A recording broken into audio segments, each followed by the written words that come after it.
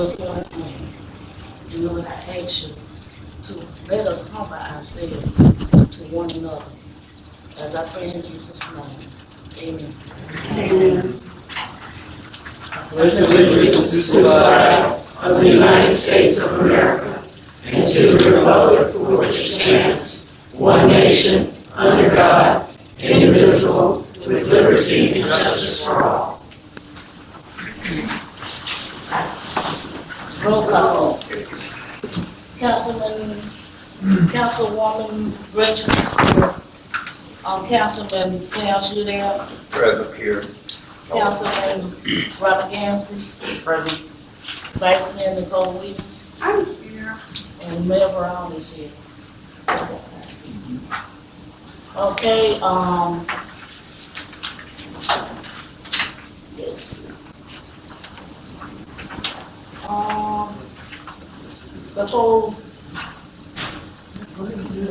Before.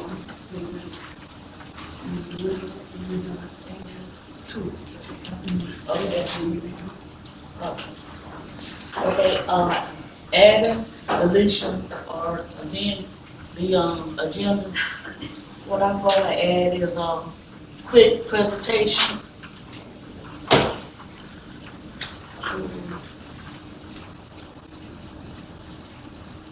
It'll take Where are you doing that? right on. Before Odin? No, right after this. Right after this. Oh, okay. What do you do? Yeah, before the minutes. I'm just gonna do a quick presentation.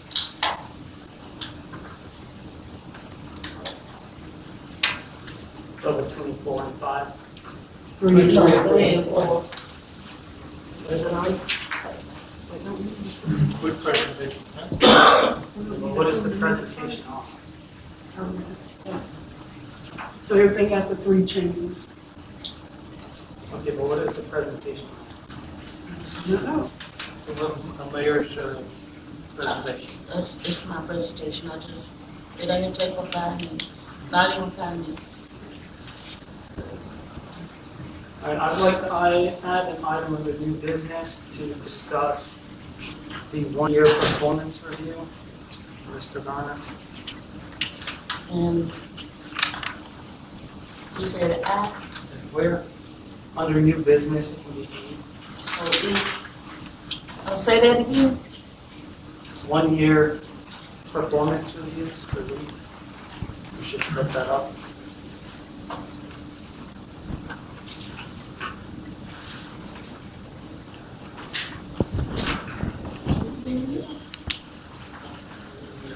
Year in June. That was from the interim. We did a 90-day. Did one in July, we did one in November, we haven't had one. November is when the came on her. It's been a year since we started. Not permanent. No, not permanent. He didn't get, we didn't do his contract Till until November. Yes, but he has been here performing the role as a town manager for 12 calendar months. But right now, I just want to add it to the agenda to talk about it.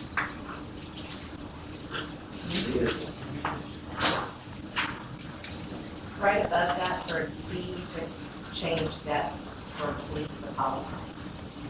from where? 9B from at the end, police is supposed to policy.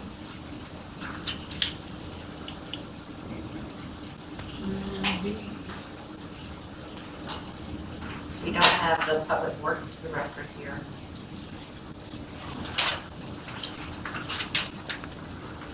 We can remove that, 10B.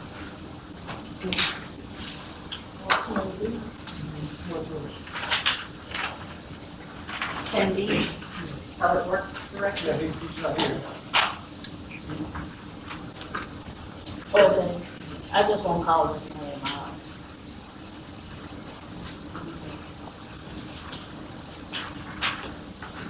Put the line goes up the works.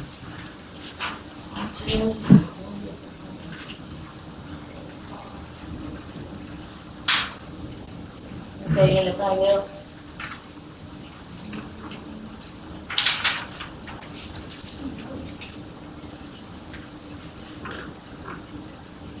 And then I need a motion.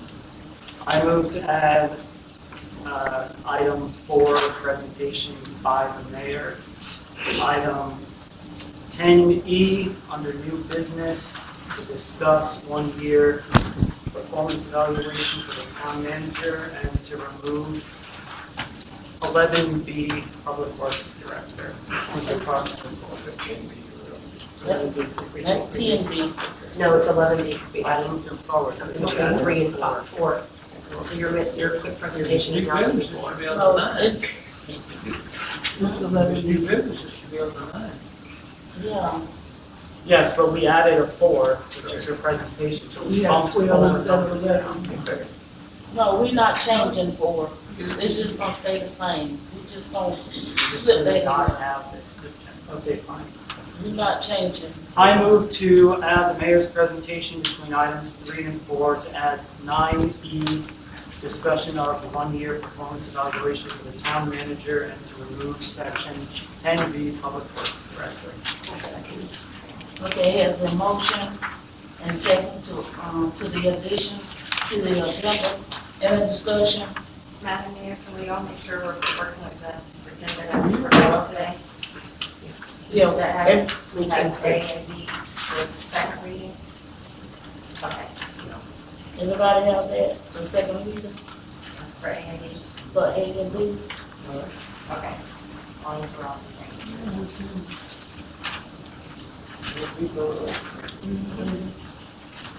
That's all I have. Any discussion? All in favor? Aye. Any opposed? Okay, ayes have it, motion carries. Okay, presentation.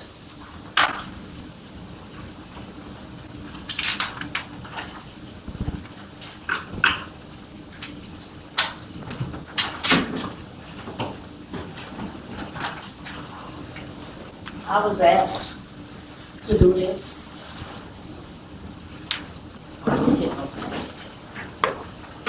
So I'm just doing what I was asked. So, Judy? Judy? Make sure I'm trying to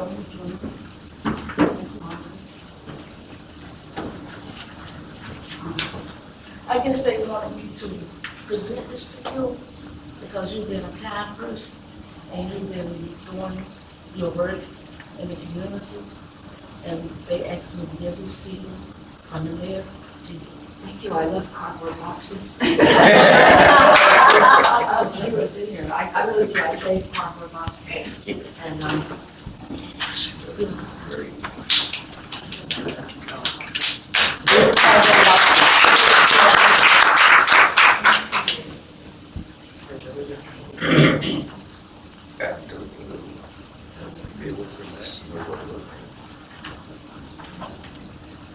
Okay. Okay, let's move on to number 4. Okay, number 4.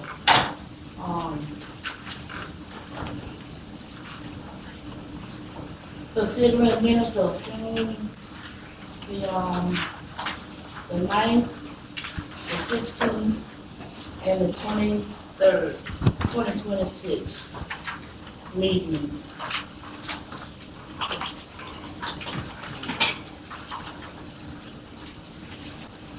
I'm sure everybody read the minutes. I move that we approve the minutes from June the 9th, 16th, and the 23rd, 2026 meeting. Do I have a second? Yeah, I second. Okay, it has been motion and second that we approve the minutes from the month of June of 2026. Are ready for discussion? I have some comments, discussion. I think they need to be tabled and rewritten, because they have a lot of errors in them, and omissions. The meeting notes from June 23rd does not list who was attending the meeting, and more importantly, it does not list that Clarence recused himself during the vote. He actually says the opposite, and he voted. And since it was his brother's presentation, that's probably a very important detail in the official record. Okay, we'll make those changes. For the minutes on June 16th, they're missing that we called a recess. So there was a recess after item number 4. And also, some of the characterization in the language is not overly accurate. Which one? I'm talking about the meeting for the accountants. So he said, for instance, that he spoke to other town managers of small cities. But during that meeting, he said he only talked to 2 references, and one of them was both eyes. So that did not seem accurate. He also, we had citizens from the floor as the last thing. There was no comments after that, and this is written to say that he responded to the citizens, and he did not. And also, it has the adjourn time at 7:45, and this meeting only lasted 15 minutes. So that all needs to be changed. And that was June the 16th? That is Tuesday, June 16th. No, our regular meeting lasted longer than, No, that was the special meeting we called to sign a contract with the accounting firm. That's not our regular meeting.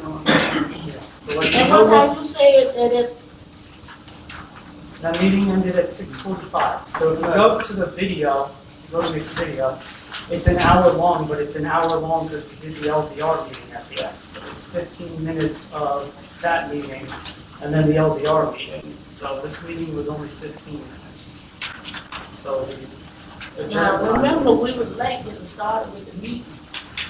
Yeah, but I'm talking about like if you go watch the video, it's 15 minutes long. So I'm gonna have to change it, he won't pay down any talk to her. We'll redo it. what time did it, I would have to go watch the the meeting video. didn't start until, what, about I 30 can minutes? remind Yeah, the meeting didn't start until 6:30. minutes are the record of actions taken, not everything that was said.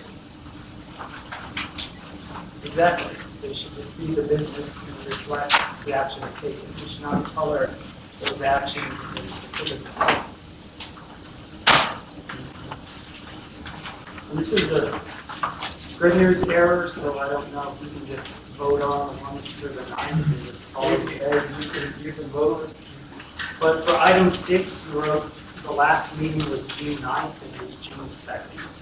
So that should be fixed.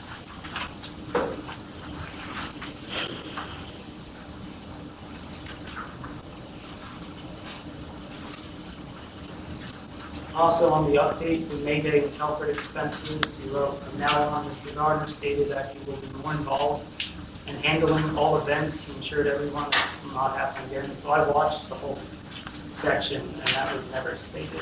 So I don't know why that's in there.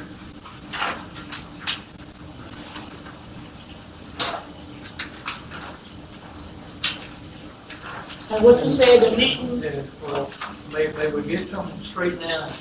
Do you want verbatim everything that's said? No, Or I, actions taken that reflect just what the actions actions that was taken and nothing that wasn't said that is being said in these minutes.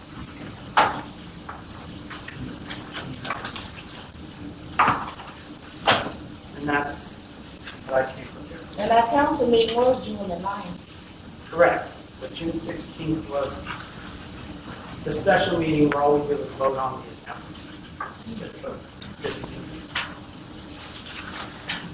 But no, June the 9th is when the audit committee meeting was, so it's a Scrivener's error on 6.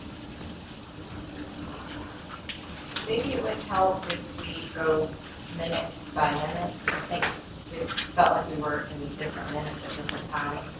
You want to do that and get it straightened out? So it starts with June 9, All right, by let's page start by page. June 9th. Okay. June 9th, first page, section 6, A. So it says Councilman Gamsby updated everyone about the audit committee. The last meeting was June 9th, 2026. That meeting happened on June 2nd. So that just needs to be first. And I'm saying that second page, item C, under presentations, we wrote, from now on, Mr. Garner stated that he will be more involved in handling all events. He assured everyone this will not happen again. That was not part of the conversation. That didn't happen. I literally rewatched it all for this.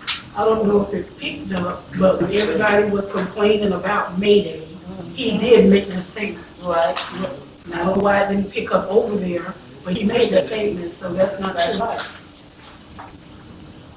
Because when he made it, I kind of looked at him sideways. So I just said it.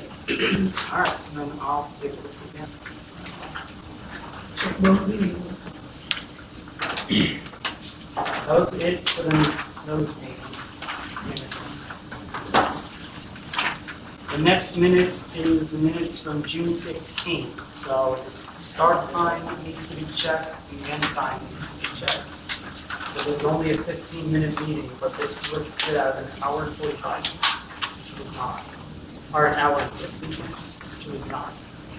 We also took, so if you're looking at section 4, the 4 citizens from the store, right before section 4, we took a recess because Leslie wasn't here, and that recess lasted about 3 minutes. So that should be reflected in the minutes.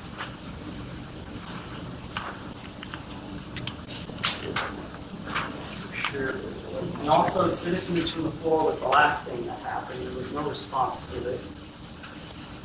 Tom Brazil talked, Judith talked, and we all looked like a couple of deer in headlights for 30 seconds and then the meeting.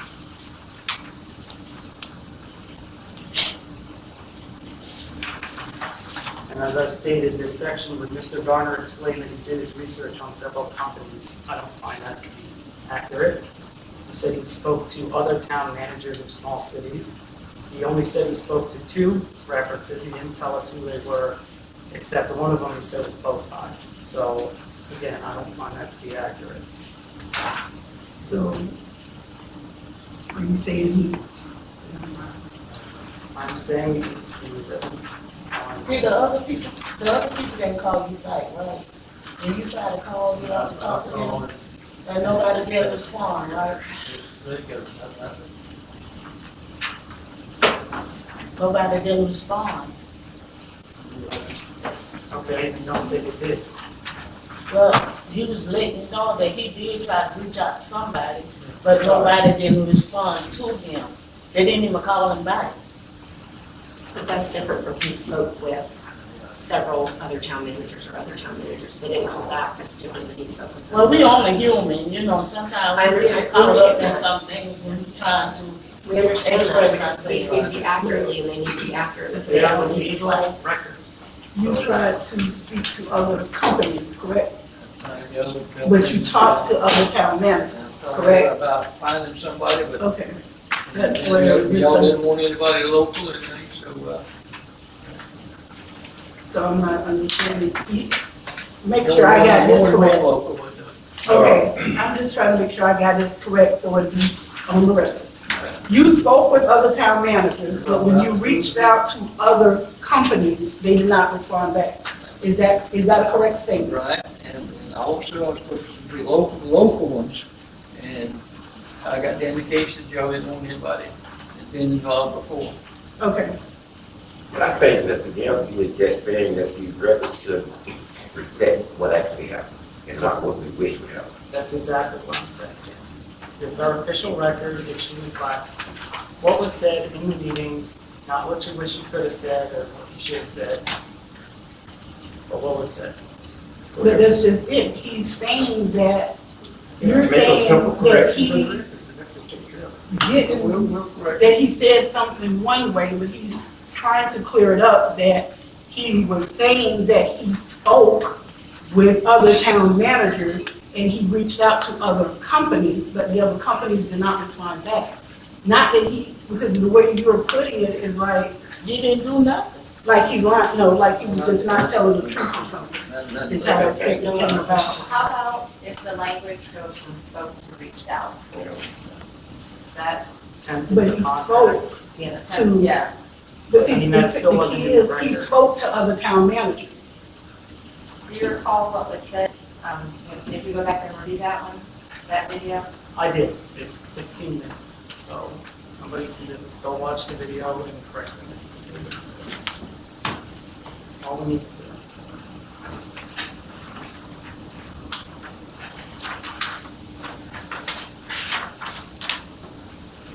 I move to table the minutes until next meeting, so they can be reread. I second the motion. Okay, there was motion and second that we table all the minutes for, until the next meeting. Any discussion? All in favor? Aye. Any opposed? I oppose.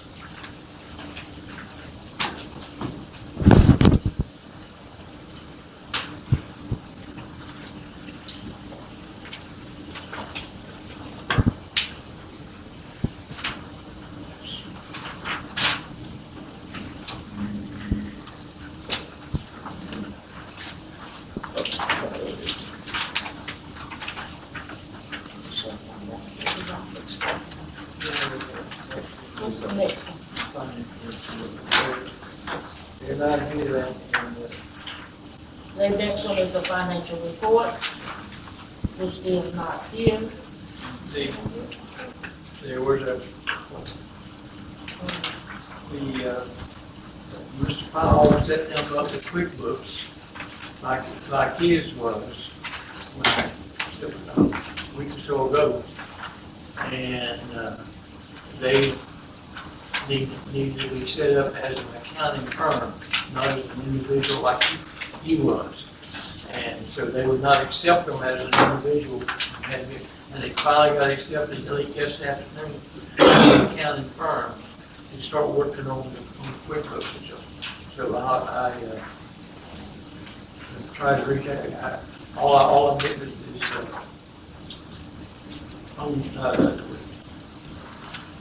message that I'm not getting any other to find out. Thought they would be on the way up here with about annual financial report, but I would suggest that if they're not here, we table it for the next meeting and have two together. Since we just had the audit and everything, we know we're in decent shape financially. So I would suggest based on, and it was a human error that caused them not to have it ready. If we get it so late this afternoon, about 4:30. An ability to get the QuickBooks. All right, I have a quick question about the finances. I can't wait till next month. Who is supposed to be monitoring the general fund for our reserves? So for our unrestricted cash balances. Well, and that's going to be part of their report. The new report they're going to be making for. It'll be shown in every month on them. And I've looked at it within the last 10 days of your request, and we're in good shape on the reserves of fuel and. Okay, so I sent you a request for all the fund balances, so all the money in the bank account on the 2nd. And you sent me that without the street funds marked off, so I asked again what the street funds were, and you sent me the expenses and revenues for the street fund. So I sent a third email asking what the street funds were and never got a response. So I went back and did the math. As of the audit, our restricted cash for streets was $271,279. Our total year-to-date restricted cash, so revenues that we took in, was $41,225. Our total restricted expenses, so this is for everything. I don't know if this is all coming out of the street cash or not. So this is our best case scenario. It was $95,917. That would put our total restricted cash on hand at $216,450. 587, our total cash on hand is 422,738, which makes our total unrestricted cash 206,151. So we voted to have 3 months unrestricted cash reserve limits. The total budget that was voted for in December was $830,473, which makes our 3-month unrestricted cash reserve limit $207,618. So we are under our reserve limit right now by about $1,500. 3 months or 2 months? 3 months. We amended it, and I checked the records that we sent to the Auditor General. There's 3 months. So you're going to have to go back to them, Lee, and fix this. And also, we're going to have to make sure that we are monitoring the fund limits, because you just dipped under it, nobody knew.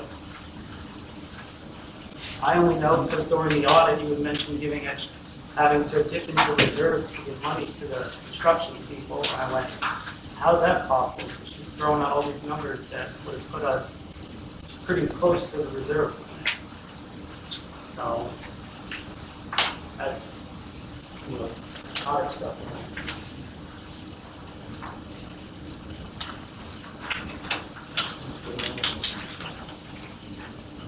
You need to get in hand, and we'll bring everything up to date.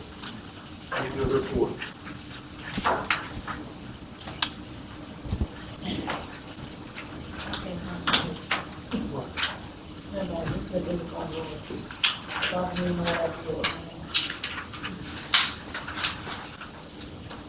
Can I ask if it's possible if we can have a special meeting once we get this report from the new accountant?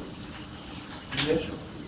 We can have a special meeting to answer all questions, but it's going to take that for a while to get everything transferred over and put in the new formats that we requested them to do.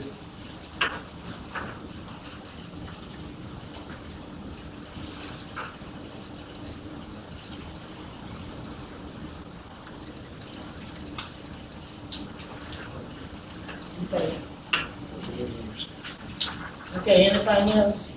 I lost my paper. Yeah, I have a question. Has everything been converted to the new system so you're able to keep up with everything? We have still, we're working back there on that. We still have a couple of systems that need to be put into place because we were so far out of sequence in what we're doing. And they're in the background now working on the rack or something they call it. But in the 17th, I think the new phones are supposed to be here that help also. And it's all coming in cheaper than the old system was. But doesn't kill all that is actually calibrated and whatever, in sync and working together is still going to give you works. And We're changing the counts, and I'll be, he's been doing all the accounting. I have not been doing any. I will get involved in the accounting some now, but before I was not, because he was doing it all, been doing it for years, and as far as I know, did okay. As far as I don't know anything he did wrong, but as far as the accounting part, and so, but as soon as we can get on board here with the new accounting firm, we'll set it up the way, because I know that they've our agreement with several things y'all have suggested and into it on a monthly basis. So at the end of each month, you pretty well know exactly where you're at.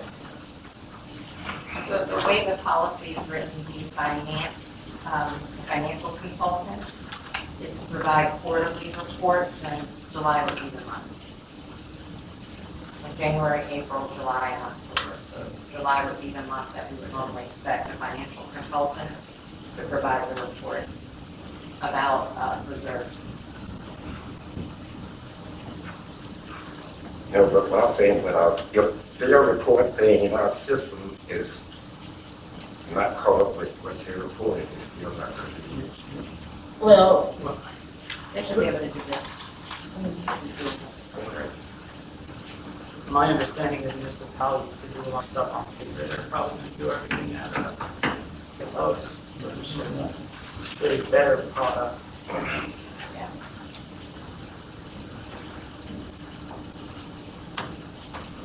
And we've got the new audits here that say that we're not, the worship, well, a lot better than we were.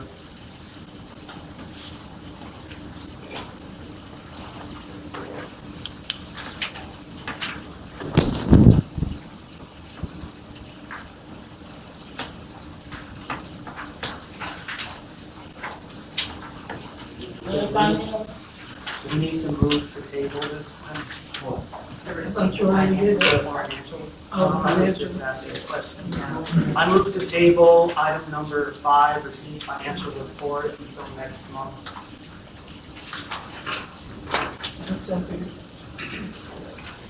Okay, there was motion and second that we table the audit No report. financial report. Oh, I'm sorry, financial report to next month. Any more discussion? All in favor? Aye. Any opposed?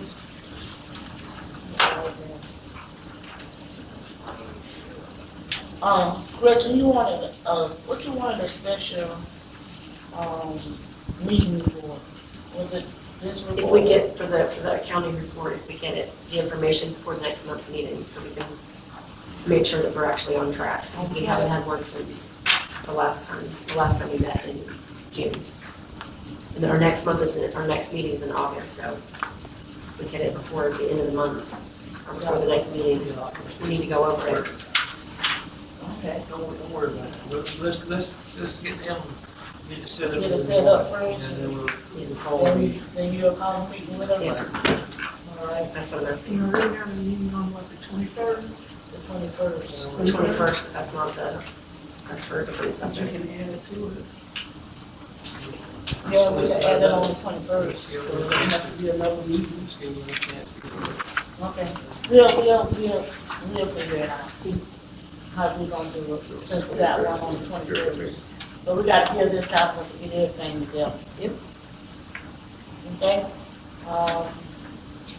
The next one on the agenda, receive 2024, 2025 audit report. So, CPI? CRI. I'm sorry, CRI.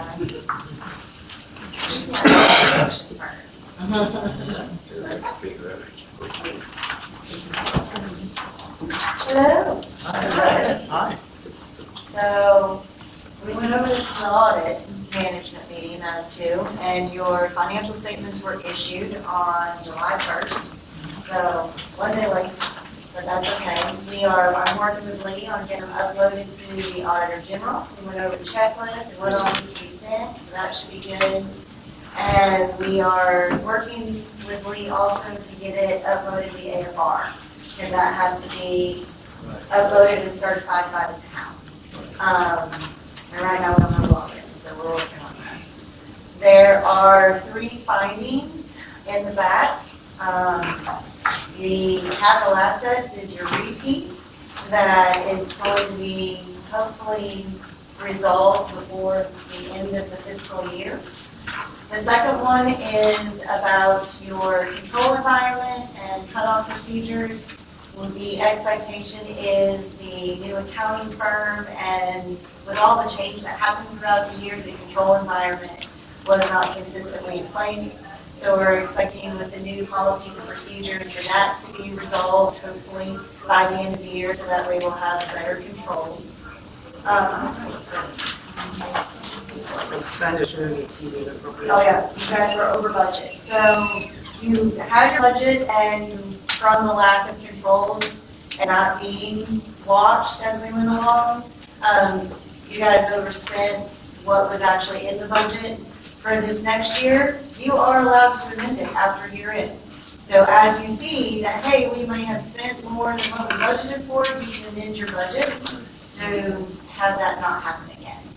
So that is something that, to make sure that you are tracking it, so that way if you do need to do an amendment to resolve that, you can.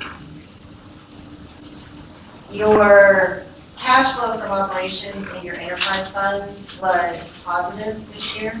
So that is something you were going to have. The enterprise fund is done on the accrual basis, so there are some non-cash items that affect it, but your actual operating cash flow, so the money brought in and then your actual money that's going out, was positive for the year. So that is something that shows a positive trend. If you have negative cash flow because you're spending more than you're bringing in on your enterprise fund, that's not a good thing. So that is something positive in your enterprise fund that you did have positive through your operations, was on the positive side.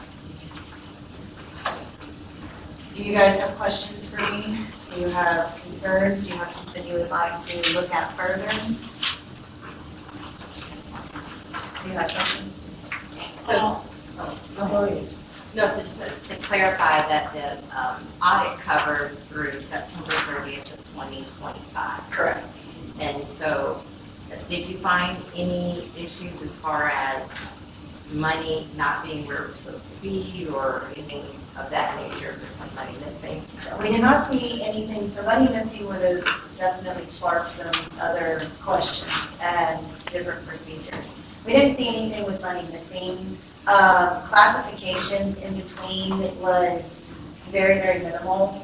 We did see cutoff issues to where there were expenses that had been incurred during the year that had not been recorded at year end. So that was one of your control findings, is that we had to do material adjustments. I am thinking the new accounting firm is going to be all over that, but it is something to pay attention to. Your general fund is not going to have your long-term liabilities. So you don't have your capital assets, you don't have any long-term debt, but you do still have to actually recognize what you spent during your audit period. So anything that was incurred as of September 30th needs to be recorded as of, and then just have it as payable or receivable. So either side of that. So that was the issue. We didn't see anything missing per se. I just wanted to, there had been a narrative that people didn't know if money was missing or not. And you were a new auditor that came in and you didn't find any money. No, I found no evidence of money missing. How we do our procedures for money coming in is we do detail. So we pick detail from the enterprise. We tie out pretty much all of your revenue in the general fund because that materiality is so small. We also do, on your enterprise fund, we did a bunch of analytics. Like, you have this many people, you should have had this much administrative fee. Like, and then compared it. So that all looked fine. As for the money going out, again, because we didn't have a control environment, I do test of details, which means we picked a sample. So we picked a sample of repairs and maintenance and said, is any of this should be capitalized? We picked operations. We do all kinds of payroll. So we do pick a detail, and then we also do your cutoff procedures. So is it recorded into the correct period, the beginning and the end? So kind of both sides.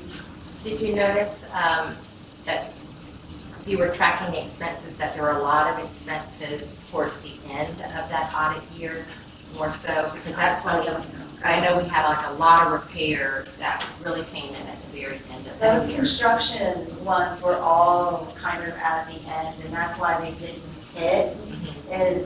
But there was, it was a significant amount that we recorded for those construction invoices. Right. So that is something also with the audit not being done directly at year end, which you should close your books and then we do the audit. Right. But if we find those adjustments, it's hard to amend the budget.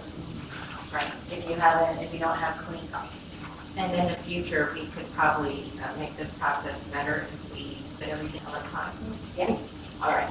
Electronically would be very nice. That's where we're going. Because we have access to your QuickBooks. So it makes it very nice if I'm doing a test of expenses and here's the invoice and I can look at it. I can see the dates on it, I can see when it was approved. Even if you have manual approvals all written on it and then scan it in and attach it, then it's there, it's alive, everybody can see it. Okay. Having them on hand is helpful. I think there's an effort to do better about that. That's right. Make it easier for the next time. For the expenditures exceeding appropriations, is there a time limit we have to adopt a new amended budget for I last don't year? remember if it's 30 or 60 days, but it is So way past it. low. Oh, yes, you're right to do. If I remember, we talked about it, it never happened. Yeah, They I know. wouldn't have fixed it completely because there was that big accrual that had to happen and that wasn't on there. But at least then that could have been explained as to why. So, yeah. But it is something you definitely want to track. Yeah, it was brought up in a lot of meetings that it needed to get done, and then it just never got done. For the capital asset tracking and review, this is going to be our third year as a finding. Fourth year, so even worse. Is it possible that they're going to withhold our revenue sharing? So this has to do with the JLEC letter that was sent, because it's a recurring one, and they asked you what have you done to fix it. And the letter was written that it has a physical count has happened. As long as that happens by the end of September this year, you should be fine on that one. That one should go away.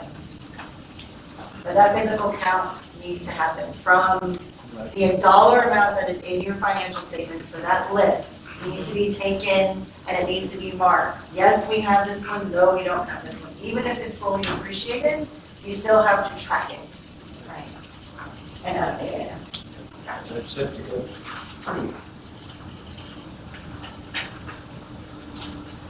Would you mind going over the sections with the review of loss? Which sections are in that? What pages? It was in the section where you had gone over, we had our operating loss and then the 920,000. What page is that? All right, you can see it. So, Here it You're talking about 11? is. 7. So, Current changes in net position. so this is your total, so you take your governmental activities, governmental accounting is a lot of fun. You're going to have your general fund that is done on what's called modified accrual, so it doesn't have all of your long-term debt. And then an enterprise fund is always done on full accrual, so it shows all of your long-term debt, it shows your long-term assets. Then you have to convert your general fund that is modified accrual to full accrual to be comparable. So you have to add all that long-term stuff back in. This is showing where when you add your government-wide information, so it has all of your long-term debt, all of your capital assets, everything that has happened, and add it with your enterprise fund, what was your total change? And this year, your total change was $920,661 in the negative. Most of that was your governmental activities. Your general fund, meaning without your depreciation, without any of the other things in it, it was $525,000 of a loss. So when you put on your capital assets, it moves it. You also have OPEB liabilities that you're required. You also have compensated absences, and you have some note tables that go on. So it changes it. So your governmental activities, if you wanted to look, on page 10, that big fun thing that they gave to make it easier for people to read, which is all kind of fun. You'll see your expenses. You have general government, public safety, economic, transportation, and culture and rec. So your total expenses for your governmental activities was $1.5 million. And then your income was about $850. So your actual general fund had a loss of like $660,000.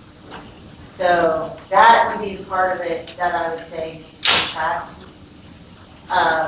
Because that is doing then outside of your enterprise fund with your water and your solid waste and all of that. This is your actual operation. So if you are doing construction, if you are doing transportation, if you're doing special events, all of that goes through your general fund. So that's where you really want to pay attention as to what is being spent, where is it being spent. Are we over what we've received? Are we running out of loss? So the general fund is the one that you really want to pay attention to. That's the one that has your big loss. And that is, basically half of that is appropriations, and then half of that was a grant that we had signed. So your grant, your operating grant was 101. Your sales and use tax is 262, and your property taxes is 157. So your state share is only 71,000 of it.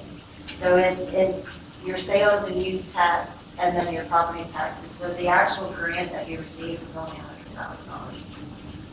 Oh, no, I meant for the expenses. Oh, for the expenses? I'm not sure of the actual detail as to where it was. I know there was 250 of it was construction expense that we accrued on at year end because it had started and it hadn't been reported.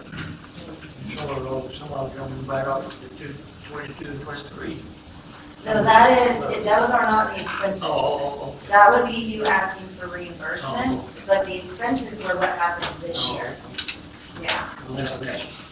Well, yes, the ones that we audited. You're right. As of One of September. you have anything to do So, I mean, you're getting close now to the end of this with it. Yes, one. ma'am. One thing too that I wanted to make sure everybody's paying attention to is, I don't know how much expenditures you've done of grants this year. And if you want to get a handle on that, because if it's over $1 million, you have to do a single audit. So if you are spending federal money, as soon as you hit that threshold, you have to have a single audit. That is controls and compliance. So those have very specific rules with that money on what all then has to be looked at. There's a compliance supplement that walks through that is open to anybody can find it, but it's just something to be aware of ahead of time to track that. You want to know what you spend. All indications are will be less. Then All indications are will be less. you'll be less than. Although we have a lot out there. Well, and it's not when you get the money in, it's when you spend it. So if you have spent it during this year, it doesn't matter if you receive that cash back. If you have, those invoices are done and that money is owed, that counts.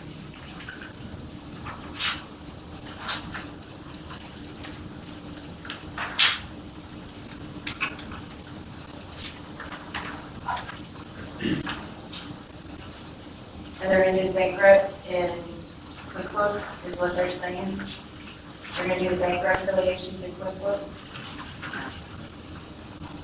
I'm not changing the first ones. Oh, good. So the second finding that you're going to have is your controls. So the consultant is fabulous for doing, but there still needs to be somebody here either somebody here does it and somebody there reviews it, or somebody there does it and somebody here reviews it. So, and it Work needs that out, to be, which of these. right. I think it may be easier to do the reconciliation here than they do. They look at it and make sure it's all complete.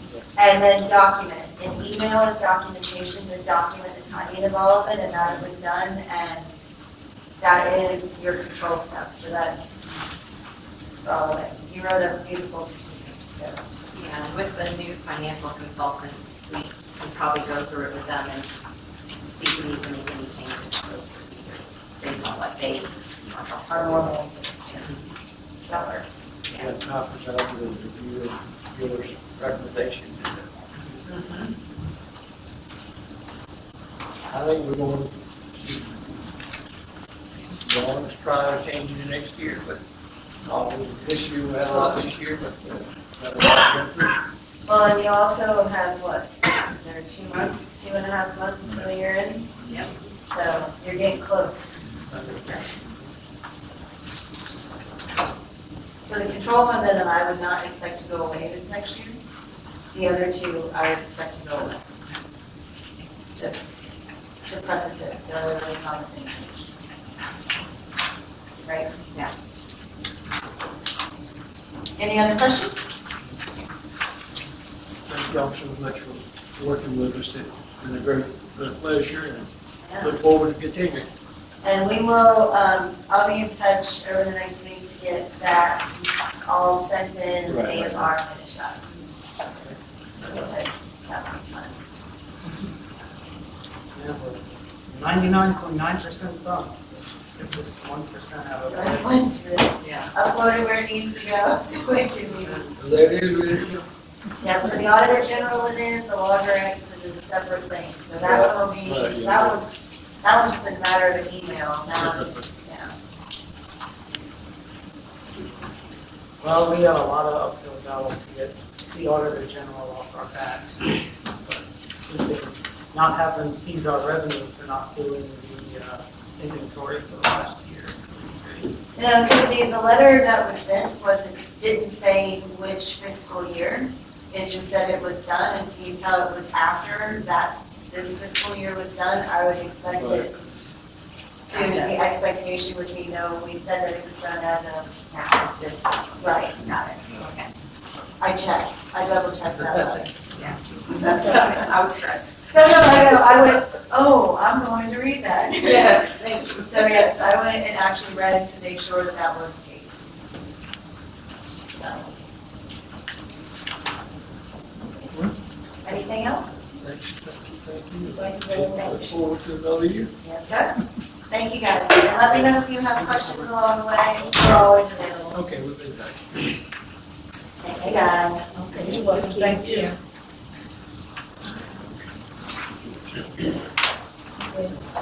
Do I have a motion to accept the audit? Sure, I move to accept the audit from Garvin and Garvin. Okay, it was motion and second that we accept the audit from CRI. Any discussion? Car leads and CRI is just fine. Any discussion? All in favor? Aye. Any opposed? Okay, ayes have it. It don't take no while to get that name done. It's gonna take. that's all right with you. Yeah. Okay, citizens from the floor. State your name and your address. Judy McClure, 16620 Spring Street, White Springs, Florida. 1 second, this is something.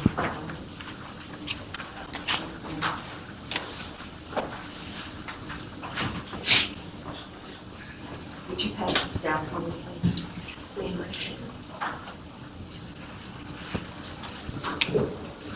Mr. Garvin, this is yours.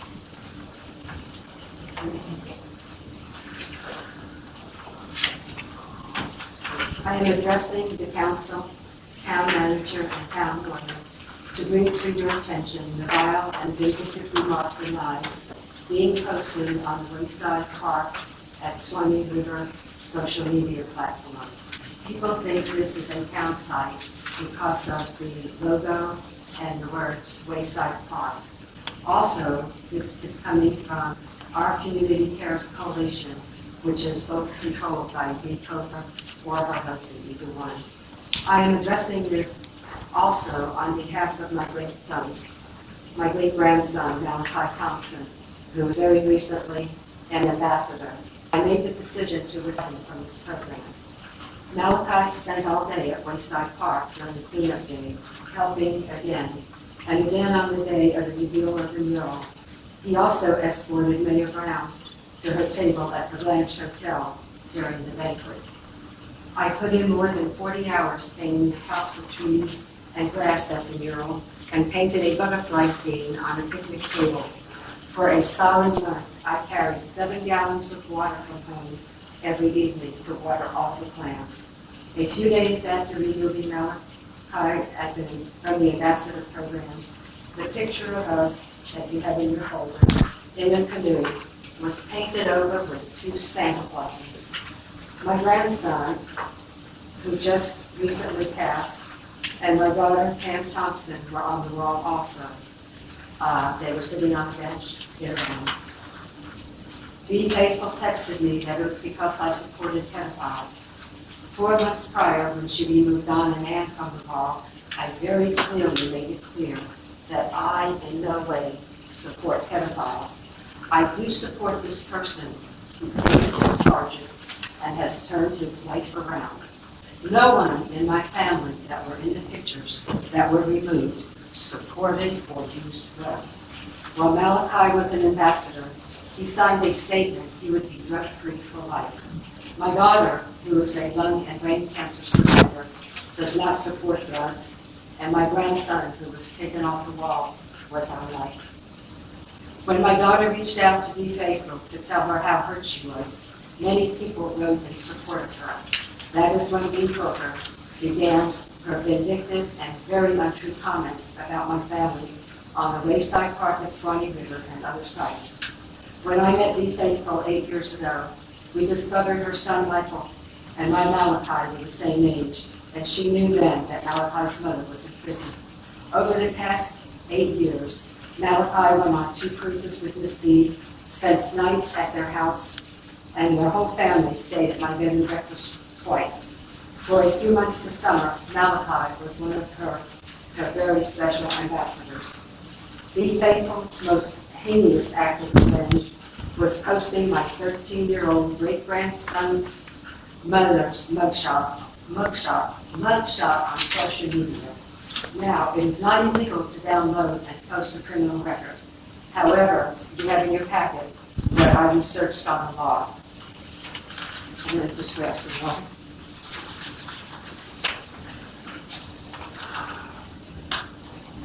Repeatedly sharing information to cause severe emotional distress, threatening or intimidating a person can lead to criminal charges. While anyone can access unsealed records, sharing them with specific intent of getting someone fired or evicted could expose you to civil liability or whatever. You have that in your folder. B. Coker then stated that we are sick people and should not be around children.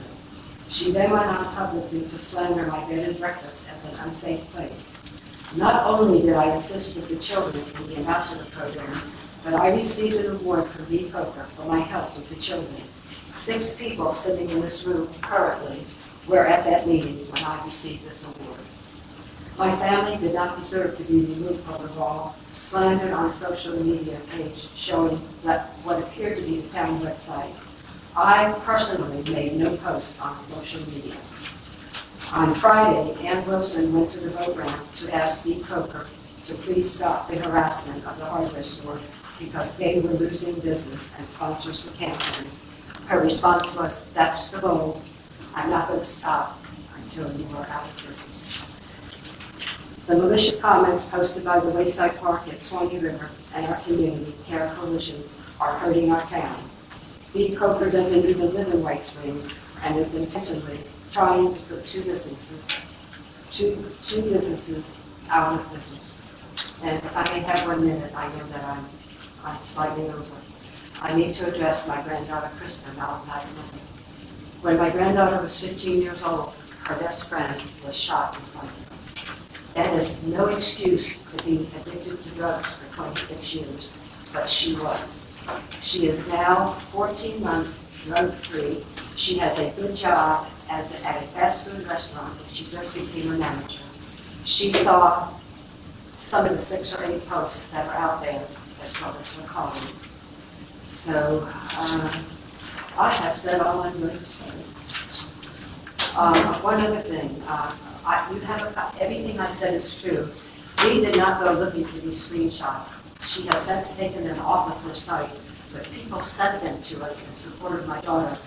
One especially said, Pam Thompson, that's my daughter who just lost her son, and just recovered from brain, she's in recovery from lung and brain cancer. She said, Pam Thompson, You are disgusting, and I'm gonna leave it at that. Okay, thank you. I know you can't comment, and I don't expect a comment.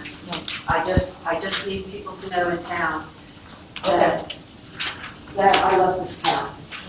Thank you. Anybody else? 5 minutes.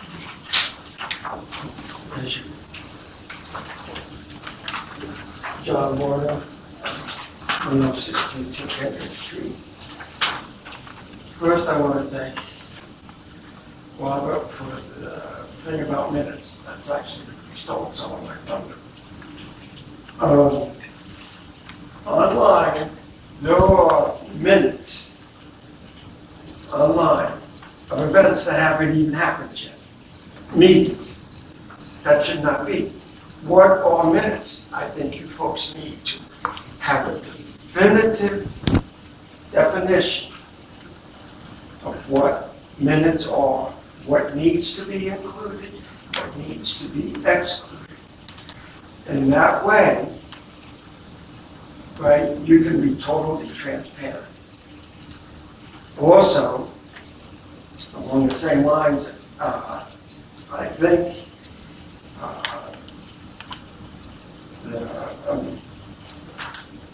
this might be a website posting, please. I don't know what that amendment was, because that was part of what I was. You put ordinances or resolutions up there, and without explaining in a meaningful way to the average citizen, what's that going to do for the citizens of White Springs, how it's going to affect them, and what it's going to cost them. It's just not there. You just put up a bunch of numbers on it. You can take a look at it. I know you look down. And, you know, I try to go through with them. I mean, I got several degrees. I know how to read. And a lot of it is just garbage. It's like someone who doesn't know how to write an ordinance. And I don't know if it's legally correct or not, but I think before something gets posted, you might want to have someone review it. And will the average person out there in White Springs who pays your bills, who pays your salary, will understand it? That's only fair to us citizens. Another thing is, the damage that was done down at the park down there that she just spoke about, was that a criminal act? It was out there, it was posted, it was nice, and now because somebody doesn't like somebody, to me, that's vandalism. And with the police brought in, but, you know, let's not get back to what town government was before you guys came. I just been reading a book about the town government of West Springs. And it hurts to know that the town that I want to live in for the rest of my life, I love, had such a bad past. And I think you folks find it out, but you need to get better. One of the things that the lady just talked about was controls for your financial reports. And who actually controls? Did you say that who can spend what? That's a question to you, Tom. Supposed to, but it don't always happen. What? It should always happen. If somebody goes out and makes a charge, I don't know about, I'm not gonna let. Well, then why is somebody, my question to you, We're working on that's that. what control. We're working on that. Right. Because That's one of your and concerns, right? every, Control is with me. Okay. Control. That's one of your concerns, right? that's a big concern. Okay, we're right. And the other big concern, I take are that. all money expended, do they have a verifiable receipt? In other words, if Well, but you go out and spend $50 for paper. You just went out, pulled out your wallet, spend it. Okay, you and told the town. got 2 more minutes. 2 more minutes. My question is, does everybody, even if it's $1, are they bringing those receipts in? And then who's putting them in the books? And where are they being spent? Are they being, well, like what I just heard, it sounds like some monies were being spent there from one fund that should have been coming out of another fund. That's what it sounded like to me. I'm not a finance guy. Okay, we'll take a look at that. And on this new business, are you going to explain what these actually are, or are you just going to say, this is blah, blah, blah, blah, blah, blah, and do we accept or not? I'm not hearing that when I come to the meeting. Wait a minute, I didn't hear what you said. On resolutions, ordinances, most of the time, Explanation about what the ordinances are. what they're on. So for a first reading of an ordinance, the only thing we're supposed to do is introduce it by name. Just to say, this is something that's coming up at our next meeting, you can go to town hall and ask for it. That's not the point at which we actually are supposed to go into debate. Okay. To talk about it. That's supposed to happen at the second reading.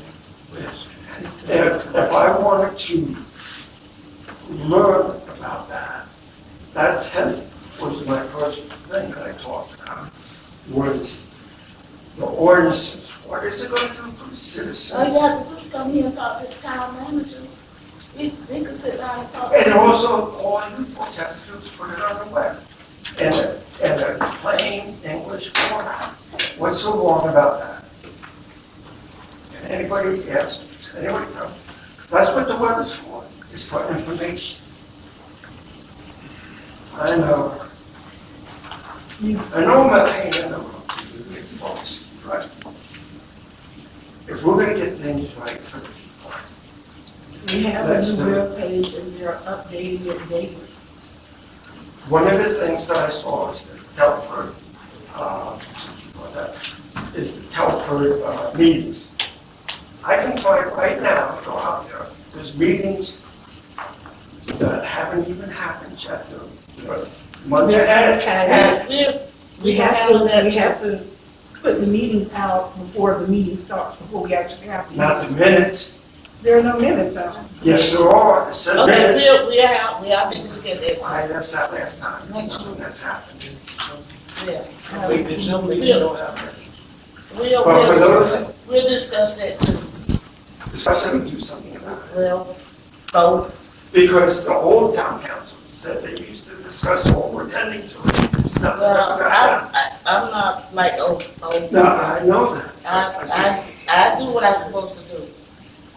I come in here every day. I don't Thank you for miss listening to me. Bye. Thank you. Next. Good evening. Coker, Michael Coker. I want to give you the benefit of having the background of how this project of the mural came about. In 2018, we came before White Springs and we asked if we could put youth art on Wayside Park's mural wall. At that time, we were having an annual tri-county race with young people, and the wall had a significant amount of graffiti. You all approved it, DOT approved it, and I had tragedy in my family. My brother was murdered, and so it was placed on the back burner. We didn't stop having our activities, I just didn't have the energy to focus. In 2024, I regained energy. I knew exactly what I believed we were supposed to do. And it included, again, coming back, asking for your permission to allow the young people to depict something related to our Tri-County experience. And so, thanks to DOT's pushing, when we went to them, we wanted to put a canoe on and we wanted to put all these sponsors. And they said, no, you can't mark it on the wall. So they're pushing back and forth with us, allow us to conclude or accommodate into having canoes with people in it. They said okay to that, and so we started doing some research on the 3 counties, and we began placing each county's town council or city council, mayor and town manager in a canoe on the wall. As we started, people started coming down, and they'd say, hey, what about this person? And what about this person? And we noticed that some of the graffiti that had been taken off the wall, it was being put on the sidewalks.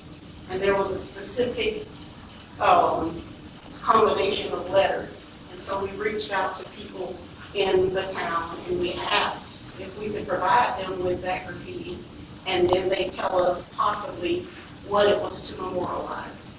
So in that, we identified about 4 pieces of graffiti that meant something. They were trying to memorialize their family member.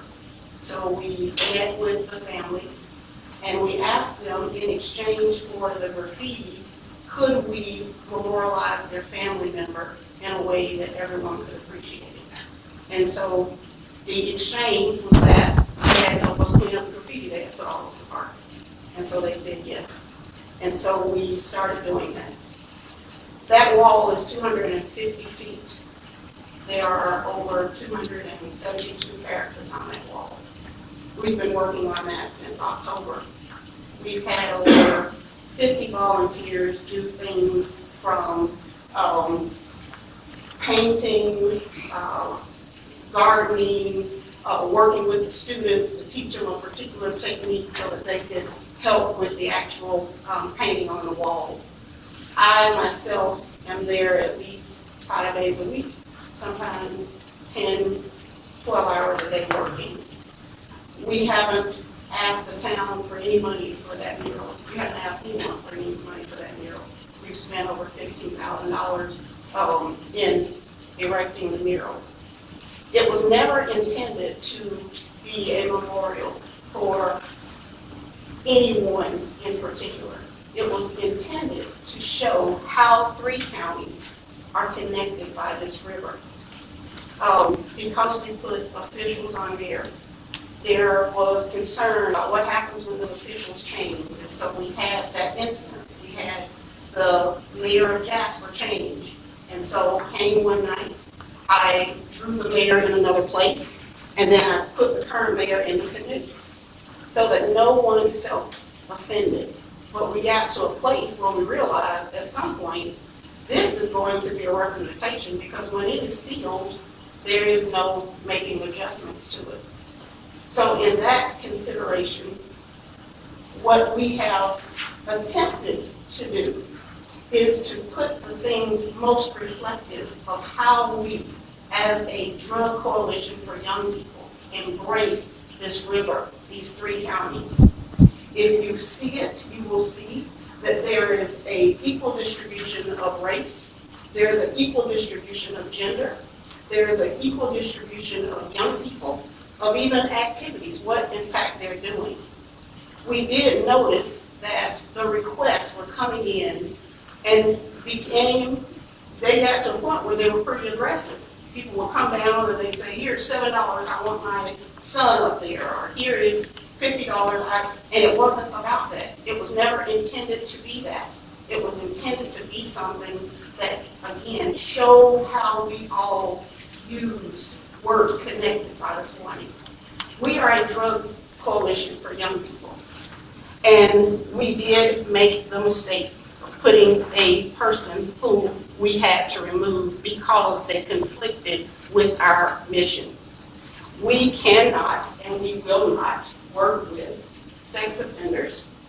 Neither will we work with people who profess they enjoy the smell of drugs or that they utilize drugs. It's just not what we can do.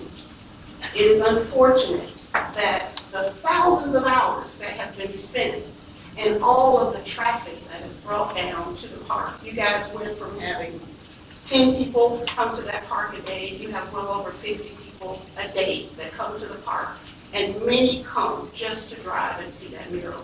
It is so fascinating watching the young people play in that park. Every time someone has a suggestion, we address the suggestion. Someone came with dogs, with some dogs there, and I didn't have a plastic bag. They were looking for a plastic bag, and so rain light went off. We can fix that. And so we posted, we need something to accommodate the dogs being able to poop in their own and being able to pick it up. We have addressed the concerns that were there. We've only had the flowers at the park for a little over a month, so there wasn't any watering of the park, the flowers, prior to that. Your fire department saw us out carrying the kids going down to the river with us to put water in the jugs, and so they volunteered one of your firemen to come on his off time and fill up a container we purchased for water to be at the park so that that need would be eliminated. We've stated consistently that there isn't a way to buy your way on the park. There are plenty of people who volunteer that aren't on the park on that mural, but they have other ways of being able to share and embrace that experience down there, and we encourage that. It is unfortunate that something well-intended to help White Springs flourish, to help attract tourism, to be a place where your community feels good coming together. It is unfortunate that any individuals would turn to social media believing that that was the appropriate method to voice concerns that could have very well been brought to me. Our Community Care Coalition is a drug-free coalition that has a firm position about how we're going to create some spaces for young people. Wayside Park social media page, it's not just us. It's anyone who uses Wayside Park can contribute to and does assist with managing the park's, that particular social media page. I believe that it would be not in the best interest of the council to involve itself in the position of dictating who goes on there, because we vetted over 300 requests. I can only imagine how many requests you all would be receiving and then having to balance it.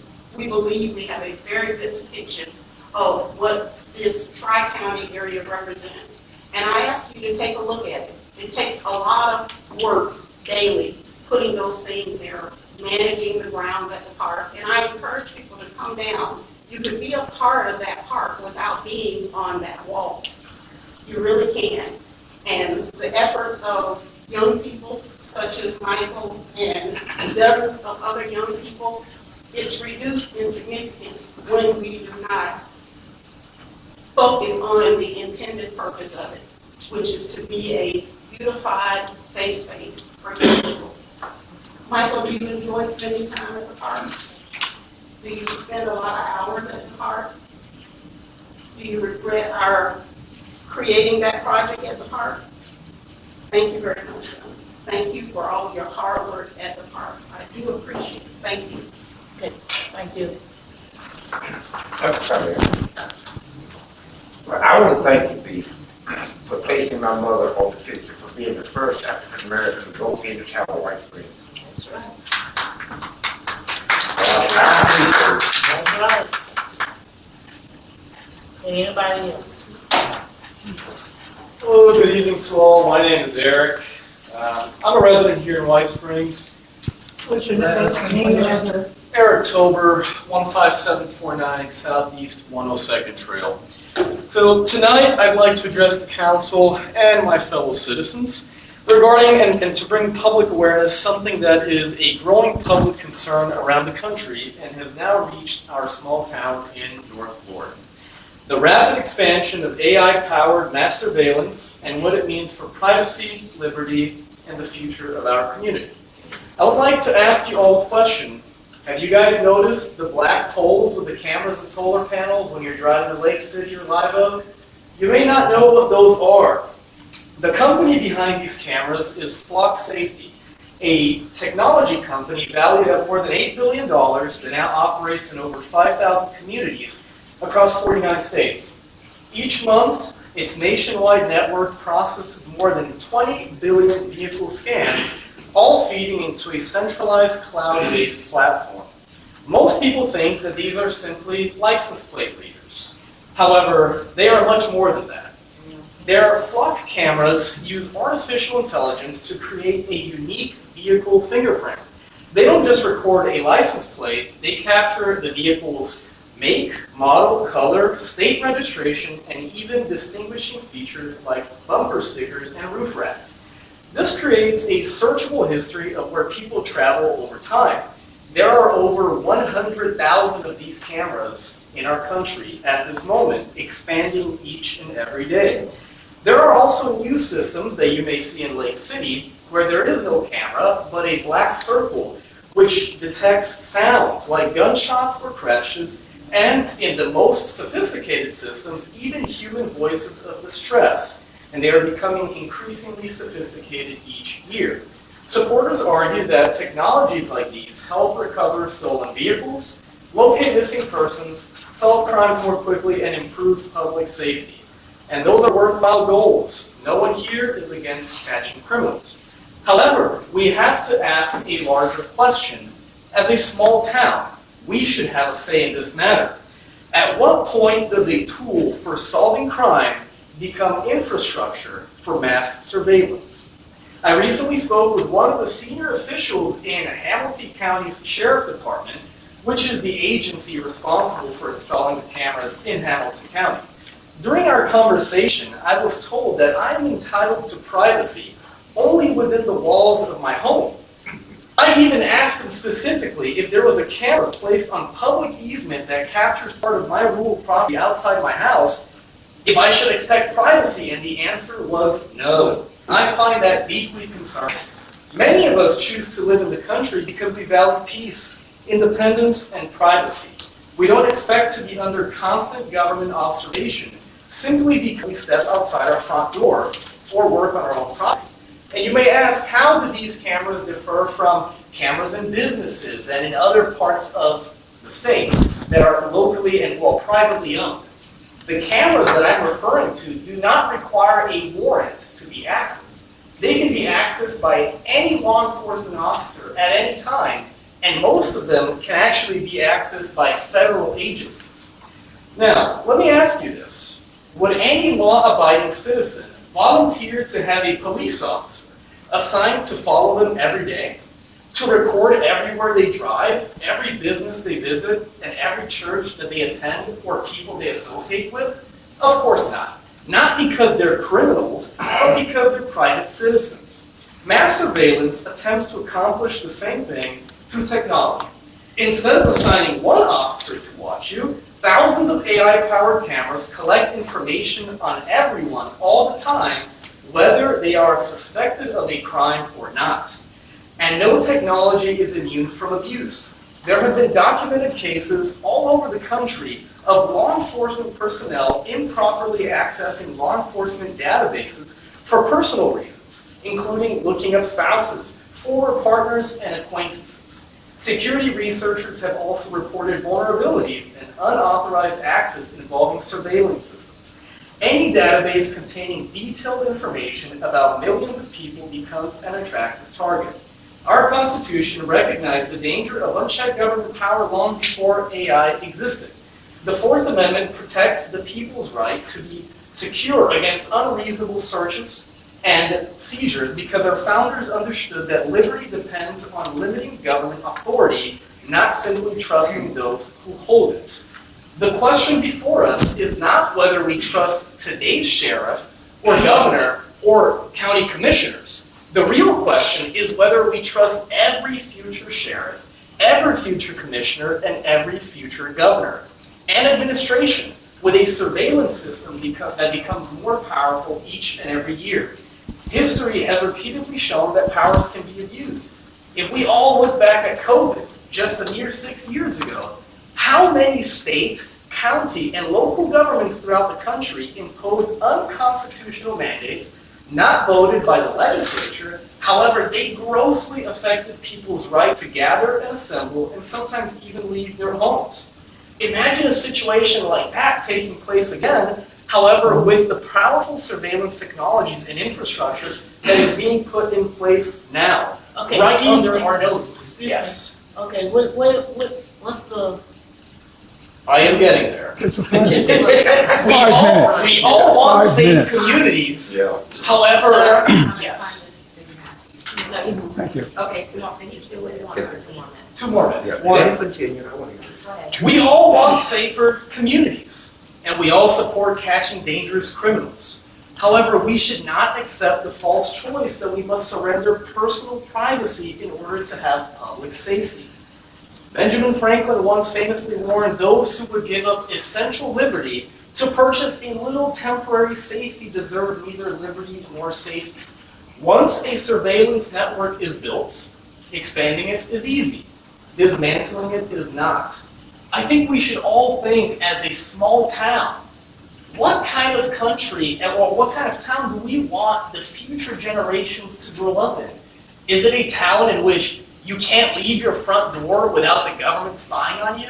Without potentially in the future your property being surveilled, where right now I can't get from here to Lake City or Live Oak with my vehicle being tracked? Nobody voted for this. Nobody asked for it. They didn't ask for our opinion. It's $3,000 per camera and $3,000 yearly per camera for its upkeep, all being used against us. There are plenty of cases of people that have been flagged wrongly, pulled over at gunpoint, taken to jail until they prove their innocence, all because of this technology. We are a small town. Is there a reason for cameras to be popping up? I haven't seen them in the town square, thankfully, but they're popping up already outside of town. I can imagine it's only a matter of time in which the companies approach the town and ask for them to be put in, and we have to have a say on whether this happens or not. I personally don't want to be tracked everywhere I go, not because I'm doing anything wrong, but because that's none of the government's business. I should be able to be secure in my own person. Thank you very much. Mayor Brown, I have 1 more minute. Yeah, I agree with You have to this. speak for 11 minutes. An untruth was said tonight. One day, Dee and I were painting at the wall, and she thought she smelled marijuana. And all I said was, I like the smell of marijuana. You are looking at a person who is 80 years old, and I have never even smoked a cigarette in my entire life. By the way, President Trump is on the wall. He is a convicted rapist, and today he Wrong. to Carol. Wrong. Not true. He's Have not a seat. George. I was Okay, saying, all right. He's a convicted Y'all rapist. don't have to, y'all, miss, don't write that up in here. I don't wanna hear that. I don't deal in drama like that. Yeah. This is where we're gonna have our business for our community. Hey, can I go back to the last speaker? Let people talk about what they want to talk about. Thank you. We're not supposed to be talking about. No, I just want to comment on it. I want to feel like they're. But, are there any more call out? No, I got to come in. What's your comment section? Go ahead, Mr. Udell. On the, not heard about on the last, on the gas speaker, I've been in the military, I've been, psyops and all that kind of stuff. And I found that Americans will gladly give up their freedom for a false sense of security. And that's all I have to say about that. Okay. Okay, we go on to the next item. Are there any more speakers? Any more citizens from Coker? Okay, let's go on to the next item. Old business. For the old business, we will be having a meeting on the 21st of July. That's next Tuesday at 6:30. So if you have any questions about May Day, have them ready for the next meeting, next Tuesday at 6:30.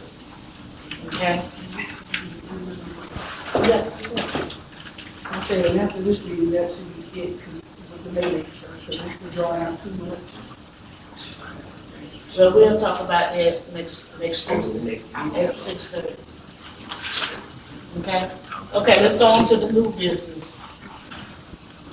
New business, consider second reading of the ordinance of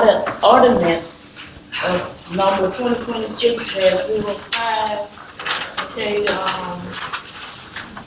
purchasing. All right, so one of the things we talked about at a prior meeting is that our charter gives powers and duties to the town manager as the purchasing agent for supplies and equipment, but not to be the purchasing agent for agreements involving services.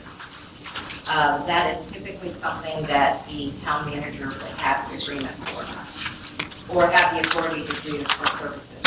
So we looked at our purchasing and procurement policy, which we passed back in October. We did that through a resolution.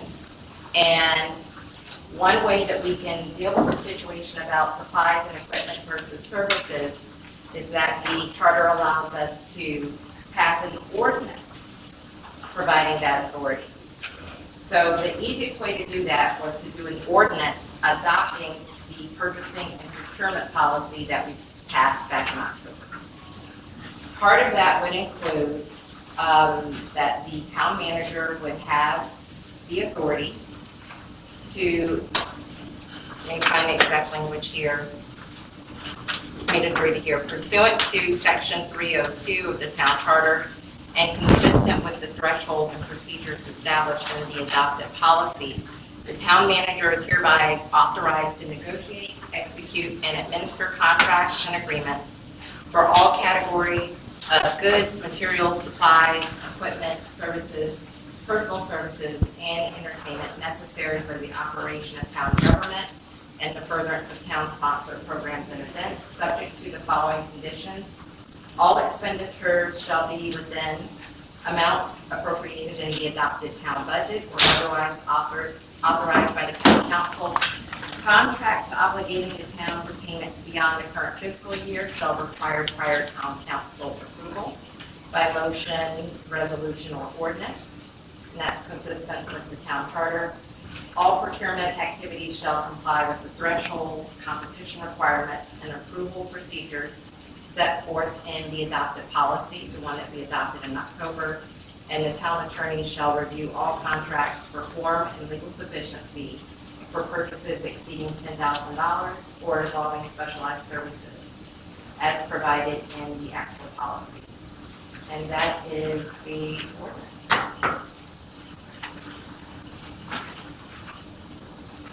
Questions? Any questions? Not really a question, but on business impact, I see at page 1. Should we check this ordinance or the ordinance relates to procurement costs?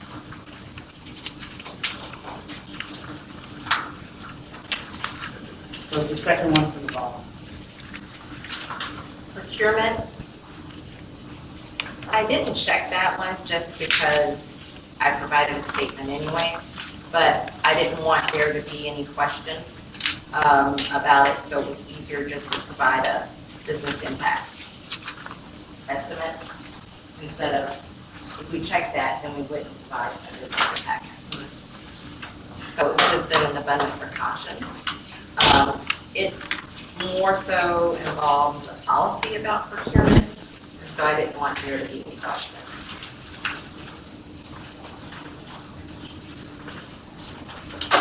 Any more questions? Any more comments? We can do citizens from the court. This is the same ordinance that we voted on as a policy in October. Yes. Nothing changed in the policy. It's just that now we're adopting it by ordinance. whereas prior we did it by resolution.